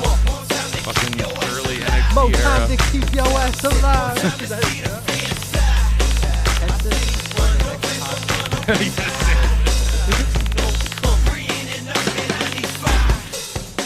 Oh, now it's just breaking down. I've never heard of this. Dude, it's giving you the breakdown. This is begging you to sample it.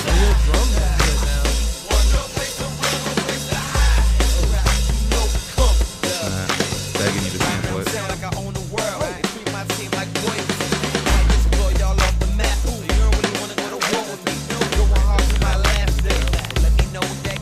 Just hear the vocals mixed too low on the whole song.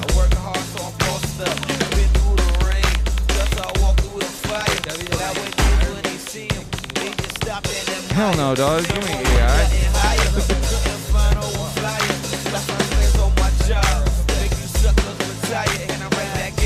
Hey, whoop whoop, dreadlock juggalo. What's up, Wiggles? Whoop whoop. Yeah, for the best part. The end. Everyone's favorite part of my show. The end.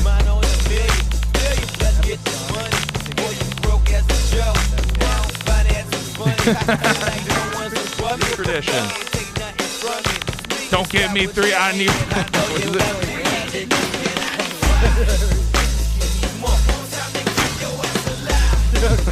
Hey, I'm just glad we figured out some music to play for the show, because I think so far we played some wrestling music, at least one wrestling song of some kind for every show, hopefully.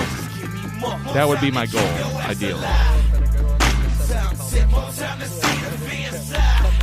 Oh yeah, that would have been a good alternate fucking title, honestly. For yeah. Call your mom. Yeah, call your mom. That feeling when you're All right, trying Chase to build Bank, your credit. not a And it's sponsor. like, I owe them way oh. too much money. Oh, The opposite of a sponsor, if you will. All right, end broadcast. 3 Bye. May 95. You got the last one in. End broadcast though, for real.